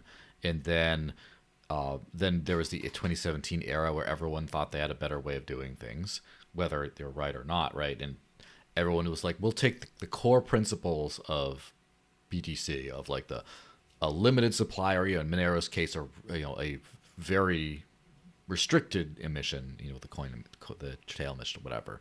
like limited supply, like the sound money, like unit of account type thing, the decentralized peer-to-peer cash, blah blah blah, all this kinds of stuff. And we'll do a better version, and we'll make that work out. And the meta today, and I would say like that's kind of like where my mindset is at personally. But then the meta of today is it's all these like Solanas out there, and then Ethereum L2s and all the base and all these other things that are doing that are quite clearly, I would say, kicking the butt of everything except maybe BTC. But even in terms of actual on-chain usage, easily kicking BTC's, unless we're talking about like BRC, except very recently, yes, or like specific things.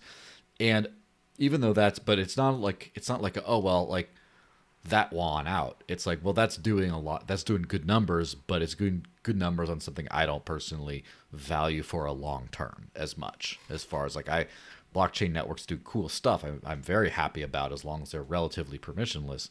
But like the whole, sound money, first principles, no pre-mine kind of, no crazy like, no 5 people with a multi-sig can turn off stuff. Like that's out the window with all the success. And so it's kind of that kind of more highlights the whole. It's not a binary of this way wins and the other way wins. It's like other thing happens, but that's a victory. Like I would not at all I don't feel that, my search for peer-to-peer digital cash to live off of, sound money, is at all threatened by some random like 8 million kinds of USDC on 8 million different kinds of networks that are going out there. It's just like, well, that's great, but that's someone else doing something else that I don't really value long term. So anyway, Lorenzo, do you have a contribution to that whole thing, or do you want to spin off on a different point now? I think we can segue to Jeremy's points. I think he's got some takes that will allow us to round up the discussion, greatly. But I think those points are very true, and I think Solana and Ethereum, definitely have an incredible amount of adoption. But I think most of it, I do see the whole thing as a massive casino, and casinos are very successful. But I don't see sound money in there, honestly. I have yet to see one application in those things that I do believe is actually useful. It's all tokens for this, tokens for that, blah, blah, smart contract. And all I see is a casino. I haven't seen one real world application where I see, hey, that actually adds value to my life. I haven't. So I don't pay too much attention to that. Okay, I've got maybe, three more.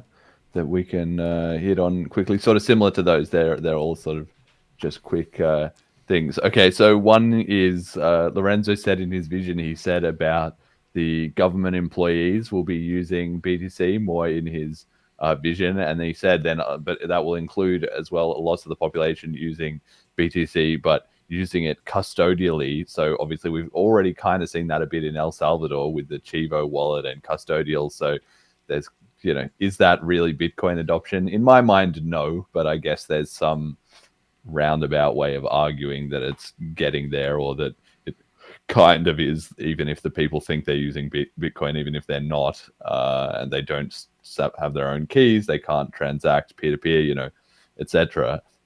In that vision, does he see any problems with that? Is it kind of like, well, if we get them using it custodially, then later on we'll migrate them onto the non-custodial solutions? Yeah. Or is that the game plan there? Yeah. So I don't believe, as I said previously, that most people will ever want to use their money non-custodially. I believe the majority of people in the world prefer custodians. Now, then the question is, if people are going to use custodians, then how will we make custodians at least not be able to fuck you so hard, So how does that work? So, for example, I agree with the sentence that not your keys, not your coins, and a person is not really using Bitcoin unless it's non-custodially. But in terms of price, so for example, a wallet like Chivo allows you to withdraw in Lightning, very easily. I helped them build that, So Chivo users can just buy Bitcoin there and withdraw to their non-custodial Lightning wallet for no fee basically, or less than a cent in fees. Of course, if it's a large amount, then the lightning limit kicks in and stuff. But generally speaking, it's 100% backed, And so, How many people use that? Like well, what? so the wallet reached more than 4 million users, which is the top of what it can, because it can only be used by Salvadorians with national ID, government national ID. So it's for something million people. But most people downloaded it to just withdraw the $30 that they gave for free, So, but I mean, I don't. I was only an advisor. I don't manage official numbers or anything like that, and so I don't know the current users, but I'm sure it's at least in the tens of thousands daily, at least, because it's just useful, because they have this feature where people can send remittances, which is what a lot of Salvadorian families rely on, and for basically zero fee, because they swipe their credit card on the Chivo website in the US, and then it goes to their family member's Chivo account, dollarized, and then they can withdraw in dollars cash or via Lightning to their Lightning wallets, which a minority of people use. So it definitely has a lot of conveniences. So, but my point was not specifically about Chivo, but about custodians. So ETFs are worse than Chivo because you cannot withdraw, not even at all, but much less via Lightning or instantly, And so, but as of now, ETFs are also 100% backed. So there's when people buy the inflows, Well, we and don't outflows, know that.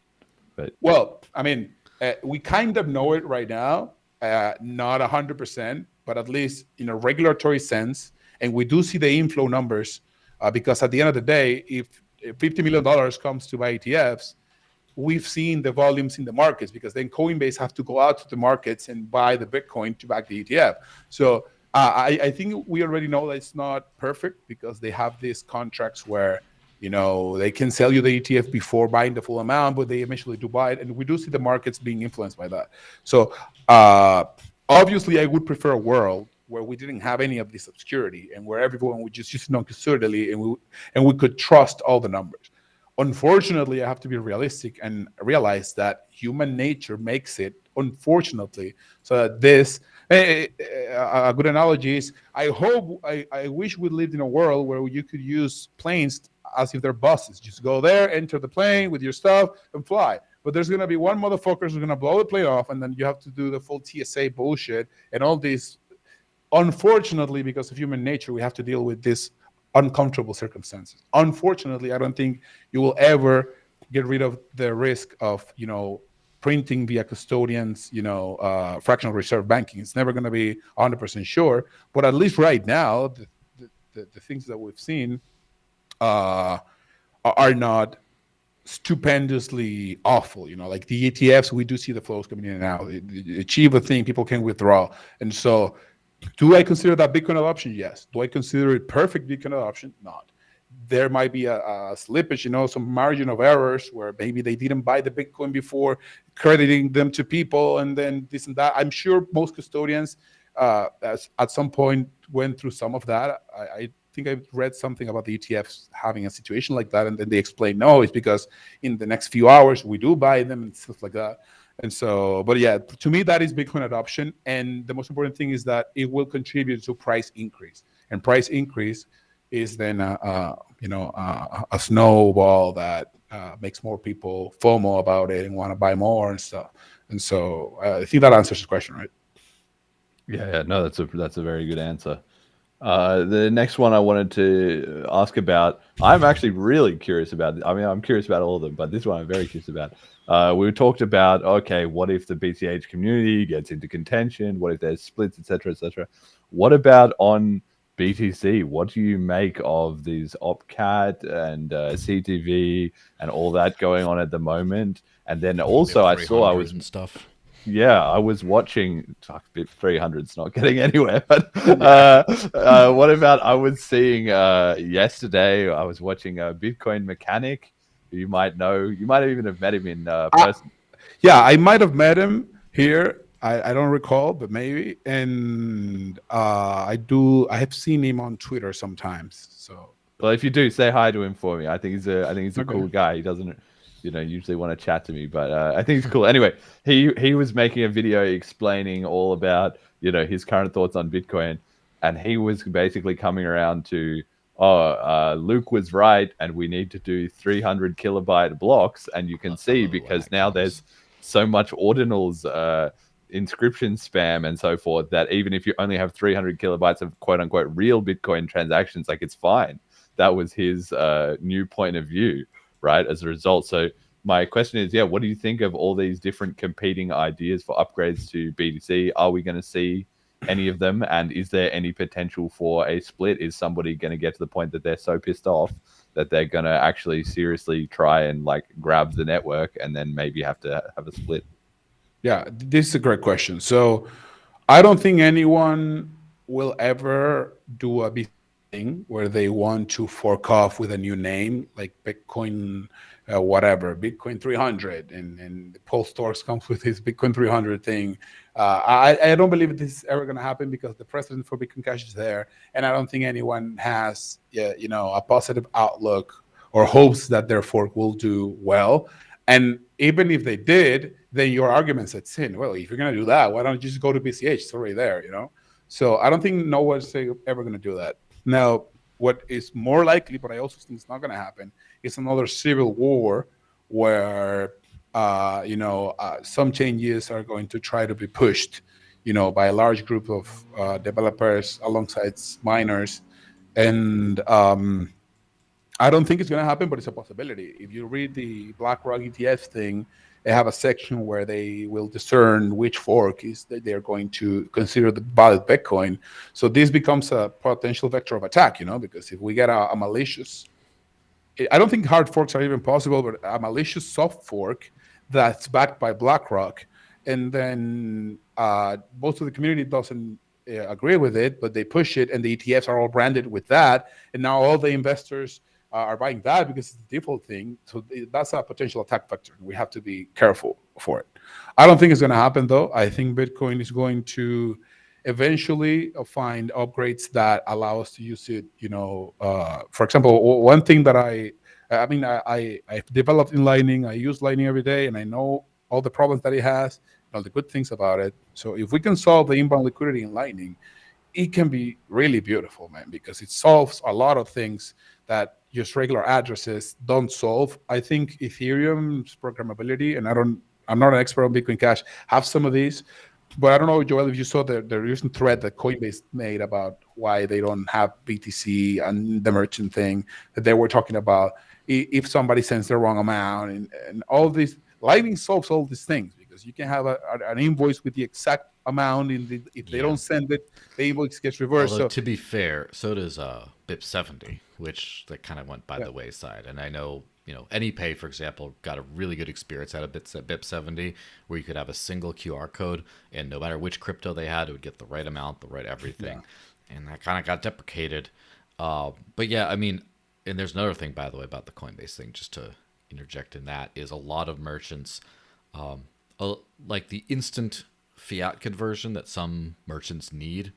A lot of it's difficult to do or carries extra risk to do it via like bank account immediately kind of thing. Because I know I've spoken with just recently, in fact, a couple of weeks ago, some partners that do this, that then some companies that do this, that they would much rather do an auto DEX conversion to a stable coin on the spot and then actually cash out to a bank account later. And so just the inability to do all that kind of stuff kind of goes in there. I remember, and I mean, in my experience, merchants all want to convert to fiat immediately, and so being able to do that, instantly and easily is definitely valuable, and that is something you could potentially do in Lightning as well, because you have taproot assets, so you could have, USDC, USDT in Lightning and have a trustless swap, on spot. So all these are things that the Lightning technology will allow, and so if we get something like ARC, where the liquidity constraints are removed, I think Lightning can definitely, evolve into a very good commerce, very, very good for commerce. But now we got into segue, and I forgot the point in which we were. Can you segue or segue? No, we went into. We're in the extension block now, guys. We're in the. I remember now. So if I think we're gonna see any changes. So I am hopeful that we will eventually reach the point where we have a version of Lightning, or even I'm open to some sort of extension block drive chain thing with programmability where we can do all these nice things that I'm talking about. I see all of this possible, but I don't see any of this happening anytime soon because Bitcoin in its current form, it's still cheap for very large institutions to transact. So if some large institutions are putting $50 million into Bitcoin, paying $1,000 for a 50 million instant buy, it's fine.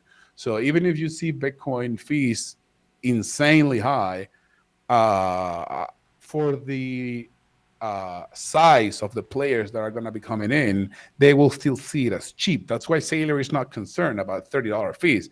Bro is like, man, I'm putting 20 million a week. This is cheap as fuck. Fees would need to be tens of thousands of dollars for his purchases to even hurt him. And for him, this is a digital collectible that is going to stay scarce, and that he will continue to see valuable even if it's not transacted. And so, do I agree with that vision? No, but it's logically sound. If Bitcoin was just some trading cards, and you had some guarantee that these trading cards are scarce forever, and people are going to want them because they have a cool story behind them. These trading cards were created by some shadowy guy that disappeared, and there's only 20 million of them. Go find them around the world, and even if they're cheap, if they're expensive to move, it's going to continue to have value. So I think Bitcoin in its current form will continue to appreciate. I hope in the next 5 years, the scaling for commerce path is clear. I think the community will eventually reach consensus around some soft forking changes that allows Lightning to remove liquidity constraints, or that allow us to do covenants, or I don't think drive chains will happen, but maybe something that allows something similar to that is what I think is going to happen. I don't believe anyone's going to try to fork aggressively, and the only people I see potentially doing it is BlackRock and stuff with a massive takeover, which it's always possible. It's these doomsday scenarios that fearmongers like to talk about. CBDCs are coming in, they're gonna. Well, I mean, it's possible. If that happens, then I will reevaluate a lot of things. Yeah, I was too positive. I was too optimistic. I should have been more pessimistic. I'm happy to admit that if it happens, but as of today, I remain optimistic that we will upgrade things to make things easier. It's not going to be the next year. It's not going to be very soon, but it's going to be in good time frame to accommodate medium of exchange demand, which I think is going to be needed when Bitcoin surpasses gold in market cap, and starts to be more stable in price, so that people are actually confident and want to use it for medium of exchange. And it is by then that we will really need these minimum of exchange L2s or upgrades to be implemented. And I know the risks that we run. We might be outcompeted. We might be, taken over by the matrix. I see this as fearmonger unlikely scenarios, but I do see them possible. That's interesting. So definitely, well, I mean, firstly, it's interesting because Udi has been, his big thing this year has been OpCat in 2024. So you're saying definitely not this year. That's a scam, right? Yeah. Okay. All right. Cool. And so 300 kilobyte blocks, you're not in for that? No. Well, it depends, right? So here's the problem, and I've had some threats with Luke. I'm sorry. Yeah. He blocked me, by the way. Really? Big day, big week for me. Unlucky. Dude is crazy, but dude has some points. So I'll try to briefly explain them. Their point right now is that the current block space usable for quote unquote real transactions is even less than 300 kilobytes sometimes, because most of the space is being taken over by ordinals. So assuming you actually have 200 kilobytes right now, then going to 300 kilobytes is it's an improvement over the current circumstances. So I understand that line of reasoning, but without extension blocks or some other thing, it's absolutely pointless, because I said it to him many times, and even when he's responding to me, and he never responds this point, which is, you want people to run nodes. Why would anyone run a node of something that they cannot use? You know, it's like if they're using some other L2 that doesn't require you to run the L1 node, then why the fuck would you run it? And he stops replying. So that's my critique to him. You know, he doesn't seem to have an answer for that. So the only way I see 300 kilobyte blocks being useful is if they allow obviously more people to run nodes, but you have some sort of L2 or extension block that requires the L1 node, and now you have a good mixture of very cheap node and people incentivized to use them because the L2 is so good. And for example, right now, if you try to run in your home node, I have a Lightning node, but the Lightning node requires you to have a blockchain node, right? Because you need blockchain transactions. So if you have a setup like this, where Lightning is really good and people are using it for medium of exchange, and so they are incentivized to run the Lightning node, and because they're running the Lightning node, it requires the L1 node with 300 kilobytes, very cheap to run, then that would make sense.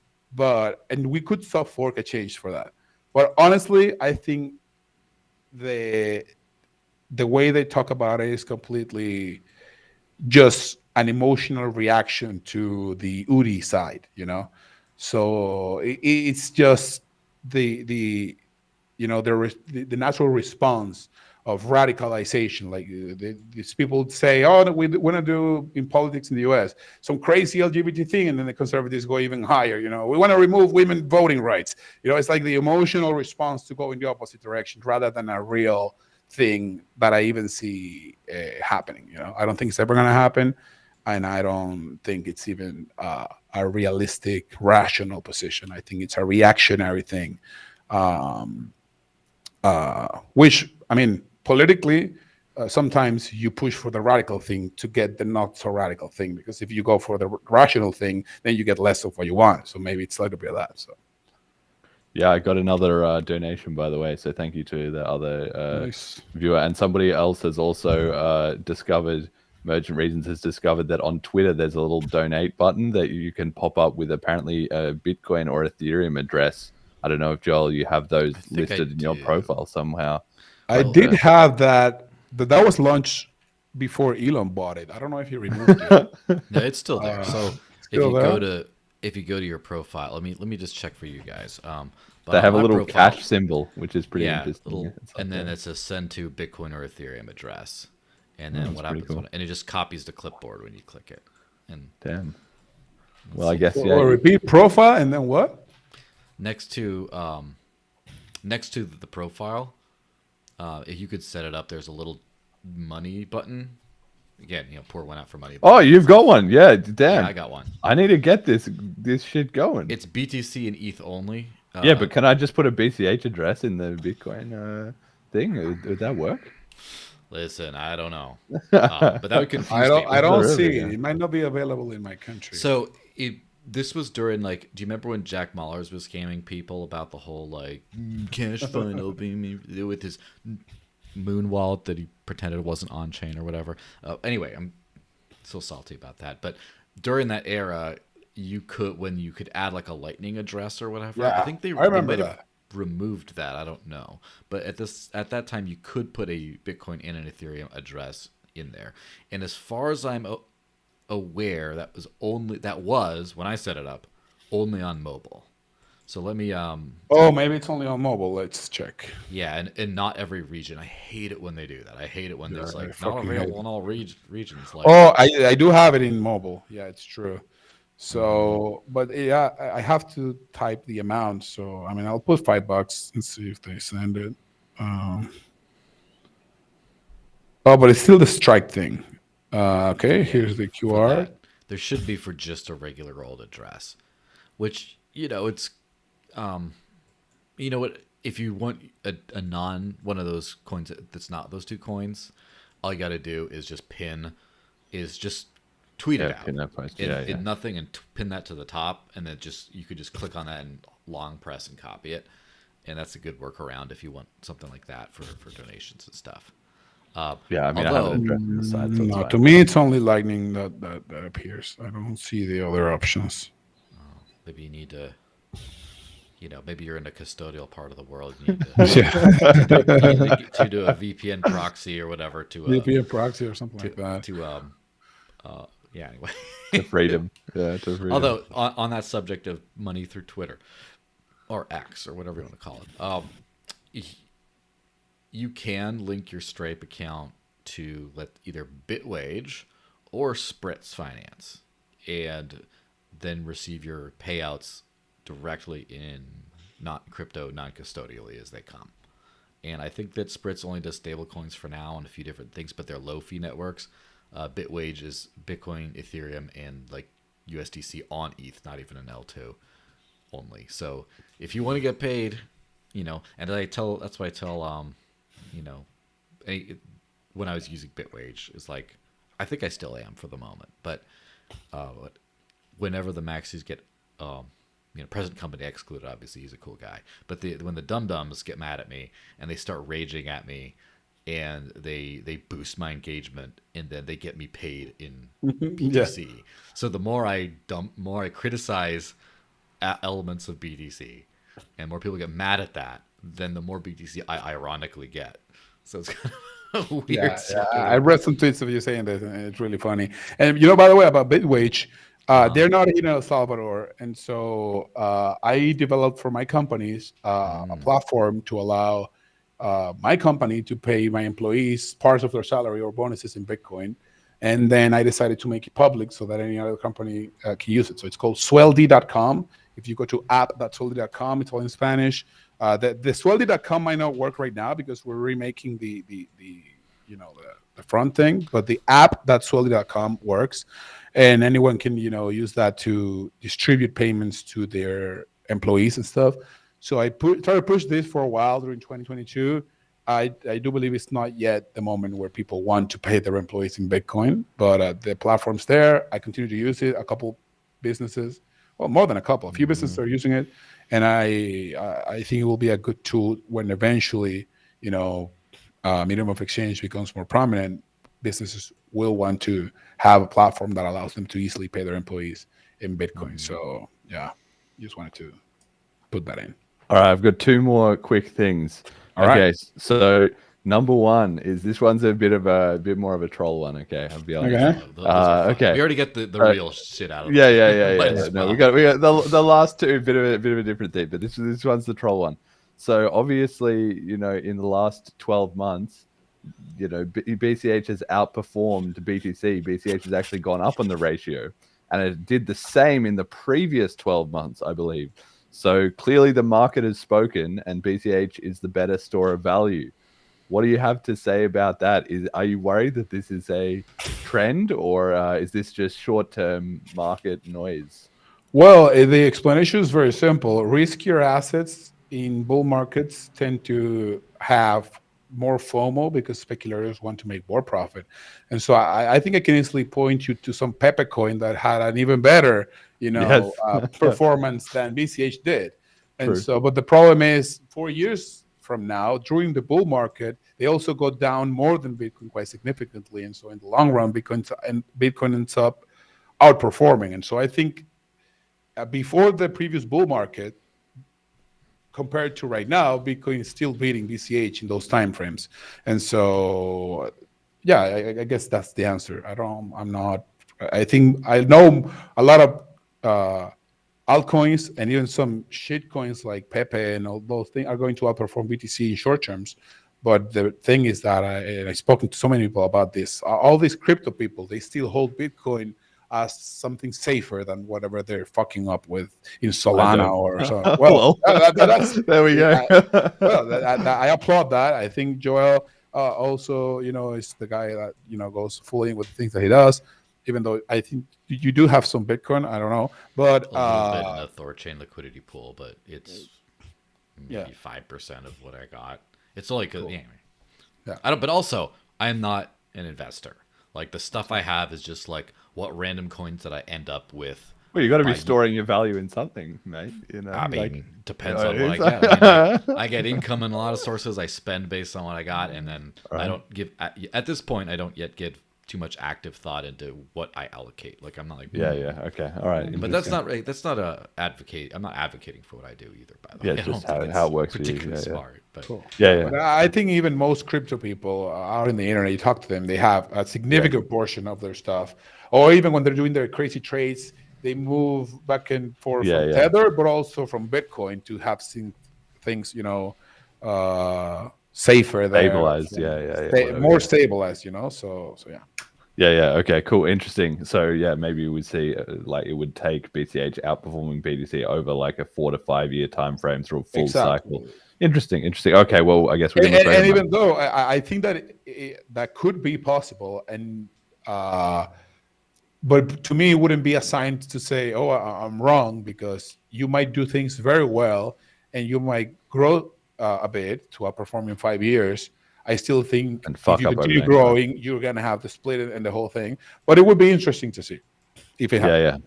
yeah. Okay, yeah, and then my last one is actually to ask some thoughts from Joel. So, firstly, like, thanks for having this series. It's been Absolutely. really good. Like I said, it's been really popular. I've had a bunch of people ask me about it, and after we finish this one, I'll get it all edited up and I'll release it on my podcast feed and stuff. It's like a 8 or 9 hour, whatever, edited Yeah. together version, and I think a lot of people actually have already liked it and will really like it. So yeah, I think you've done great, and that's been really good. But we gave our 2, 5, and 10 year predictions. I want to hear yours. Do you Yeah. agree Let's with hear one it. or the other of us? Do you think there's a middle ground? Are you more worried about CBDCs?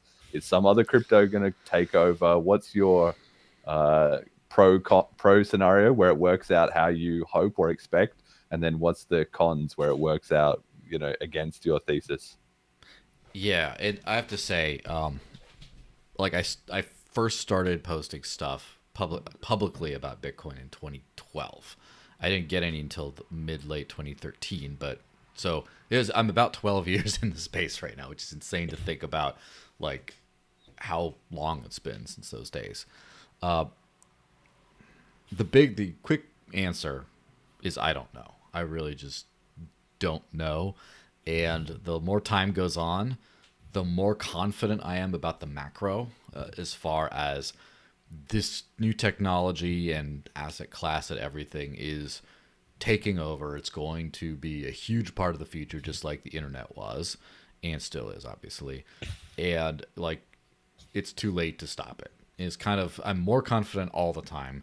And another thing I always thought a little bit, but I'm also getting more confident in is that as a whole, the space, every time you have something like a new disruptive freedom tech, there's always this, it's always at odds with the government and the mainstream, where the government and the mainstream is doing evil, nasty stuff. And then you have radical freedom tech that is so free and everyone uses. At some point, they come to a conflict zone, and then over time there's a societal resolution where it's like you broker a deal where it's like, all right, government, you still get to take taxes, but we're not going to tap capital gains on everything. Like, everyone's going to pay their taxes with this stuff, but people can still find a way to not, kind of like the under the table cash business, whatever. And then, okay, you can still kind of build any crypto you want, but there is going to be this like registration kind of thing. You can still get sued if you do like a securities offering to people and scam them, and even if you're anon, they'll find you and get you. There's some sort of a brokering of a deal there that will happen. And so I think that we're starting to hit that with like legislation, especially in the US and also places like El Salvador that came before, where you're gonna have like a middle ground where, for me, I'm happy with it because it's a significant improvement over where we were like 15 years ago with just the fiat standard, nothing else. But I still, it's still not great, but it's a lot better. It's like I get half of utopia. That's what I'm confident in. What I'm not confident in is what the hell it looks like until that point. Like, as far as which are the players that are involved. Like, I'm personally bearish on anything called Bitcoin being being the dominant, most used technology and network. Now, is it going to be the number one thing that's going to be the unit of account that people use. I don't know, maybe, but I'm much more bullish on that thing happening where, let's just say there's wrapped BTC on Multiverse X, say, is like what more people use. So it's like paying with Bitcoin, but it's not really the Bitcoin network.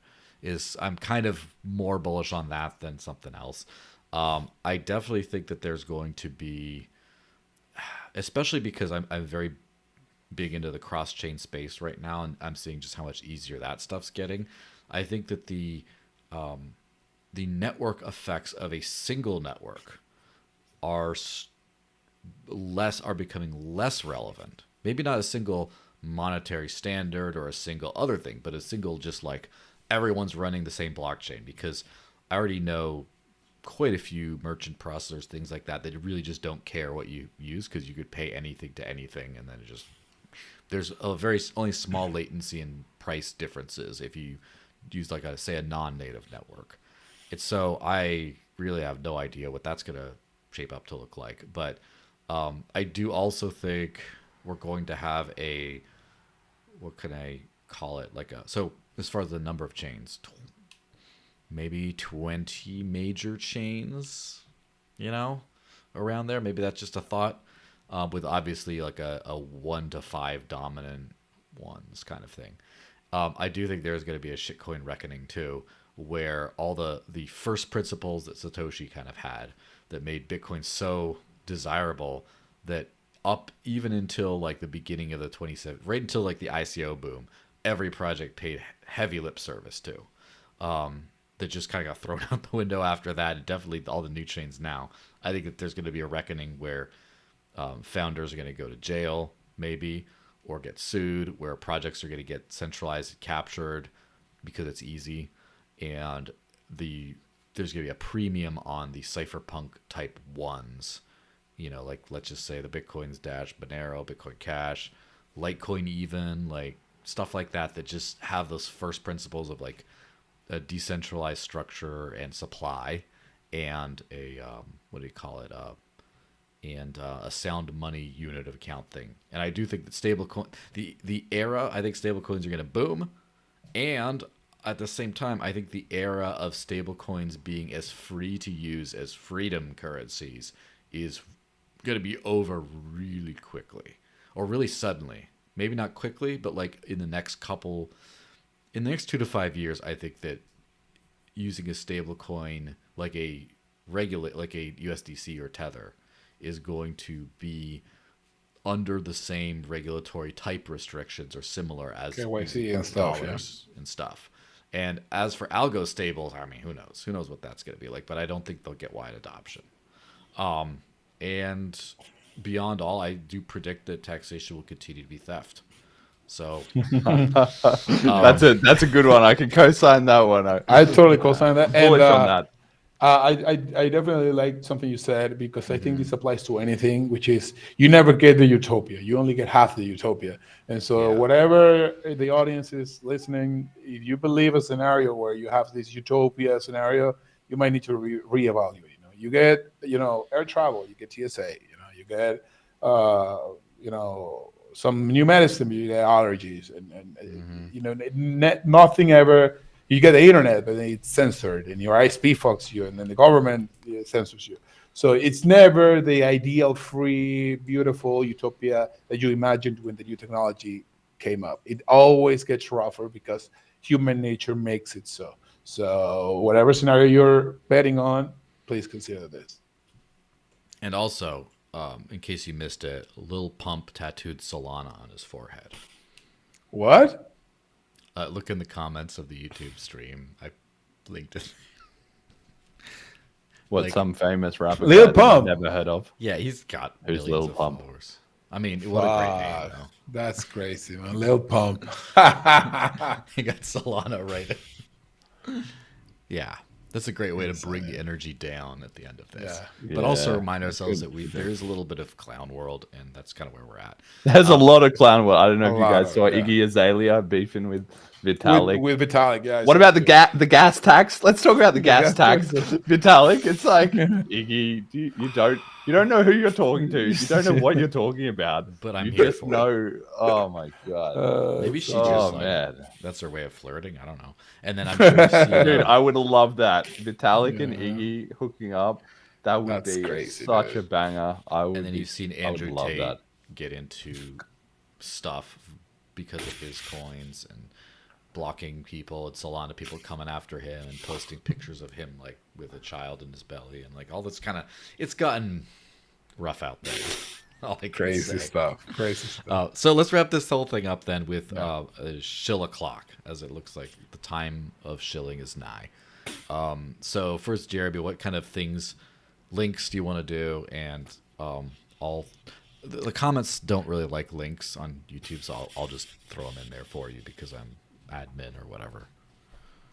Yes. Well, you can find all the stuff that I do at bitcoincashpodcast.com. There's links to everything there, but obviously you can find the podcast wherever you want to listen to that, on YouTube, on Twitter, on your RSS feed, any of your, what's it called, Apple Podcasts, Google Podcasts, Spotify, everything like that.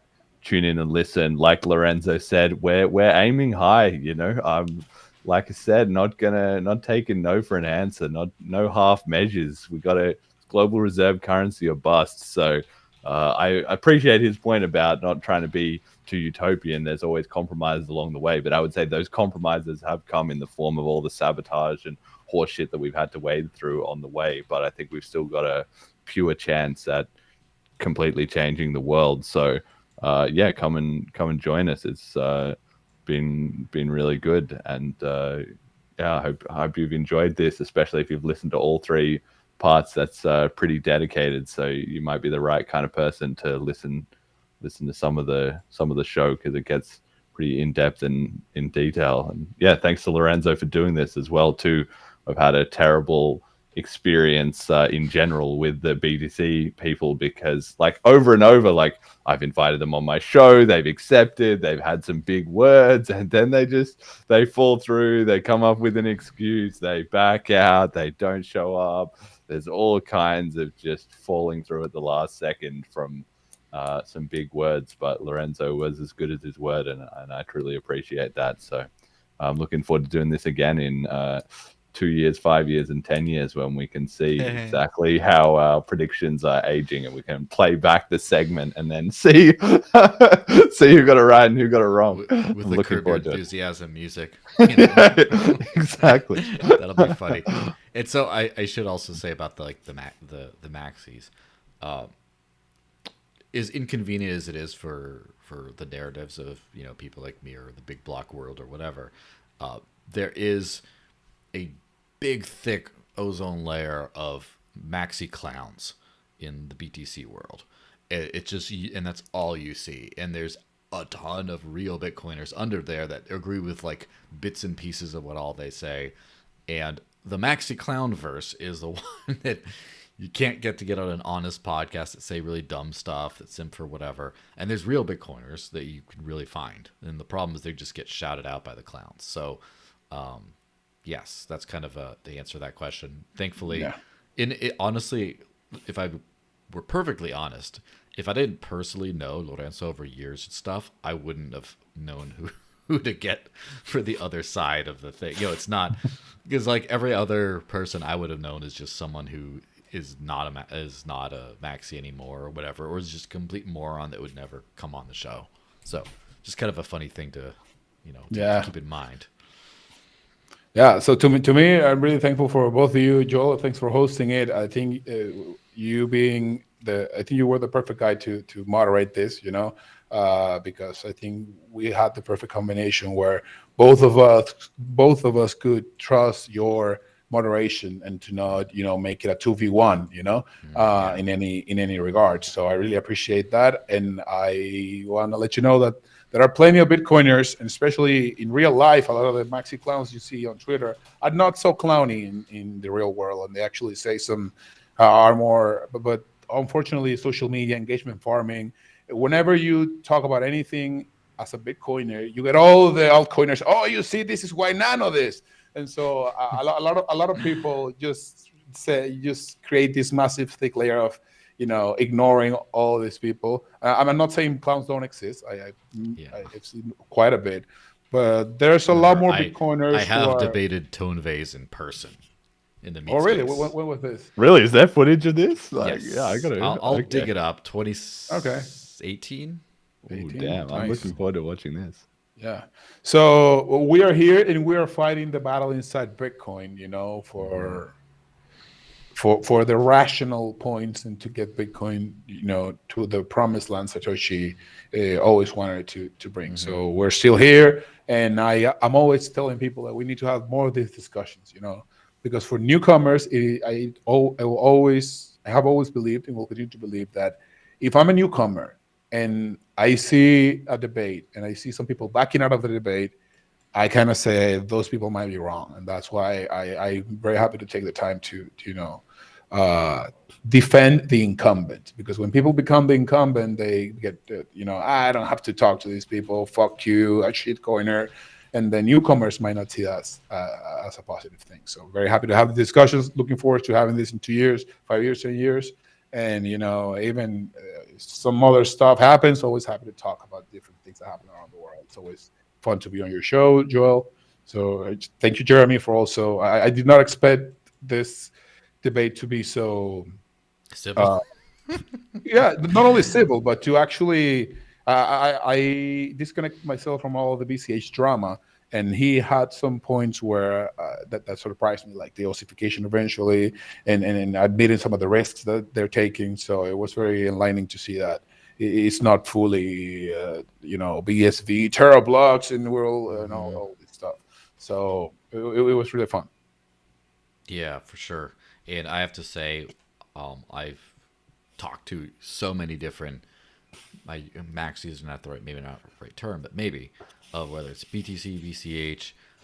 Talked to I know some eCashers. I know a bunch of BSV people, and I know nano people, and there's a massive underlying thing of agreement in all these things. And ironically enough, the core principles that unite them all, the radicalized version of that is what causes the differences. It's not like, well, everyone believes in the same thing, but people have differences of opinion here. It's like the strength of the agreement is ironically what causes the disagreement. Yeah. And I think at the end of the day, if people really got out of their head a little bit, I think a lot of us would be happy with the ultimate outcome. Like if you give someone like the brain wipe, like Men in Black, would be happy in the world of. And I actually had to ask myself that question a couple of years ago, when like the heyday of Lightning, when it's like, okay, well, fees are a few dollars, and stuff like the Phoenix wallet works really well, and it looks like there's stuff that will make it work better. And I was like, could I get used to this? Like, would I, as a 2013, 2014 era, 2015 era Bitcoiner, would I be excited about being able to do what I can do today on this? And I'd be like, I think so. I think this would be this. I think I'd like this. Although I think there's better things you could do because today. But the point is, I think that would be all right. And then it's just like, if nothing else existed, I would be super happy to just live entirely on Bitcoin Cash. I'd be like, dude, this is awesome. This is great. This is the shit I got into back in the day. It still works today, And it's just like all these outcomes, I think, that are kind of similar. I think they're the dividing factor isn't so much these things that we debate about like over the last 8 hours or whatever it's been here, but it's like the people that cynically want BTC for the number to go up, for example, or the people that tattoo salon on their forehead or whatever. Like that stuff is the outside of thing that's just not kind of but not the freedom money thing. But yeah, freedom money above all. I guess there's nothing really I can shill other than hit the subscribe button and then leave a comment. And definitely follow me on X/Twitter at the Desert Links. No, follow me and don't follow Joel. I've been I'm going to flip him one day. I'm like slowly catching up as a percentage, but I'm not quite. I need a huge BCH price pump that can pump me, but not him. To Cool. So I'm reaching 100K on TikTok, so you'll never Nice. Get, flip me there. congratulations, man. So you Yeah, can big guy. find me everywhere as Lorenzo Ray Bitcoin and on Twitter as Lorenzo Ray BTC. And especially if you're interested in Latin American stuff, Spanish content for Bitcoin and freedom, you can find me there. Yeah, I mean, I wouldn't call it Spanish really. It's just Venezuelan Well, Spanish. Yeah. Island Spanish is different. You know. Venezuelan Spanish is the best Spanish. Quedamos en BCH Argentina, you know. Sabes, en octubre 12 hasta Oh, ¿en serio? 14. Vamos, hay billeteras, BCH Argentina. Nice. You have I've been there, and BCH has some community there that I know it exists. So Come Yeah. on, I think you'll like it. Fun stuff.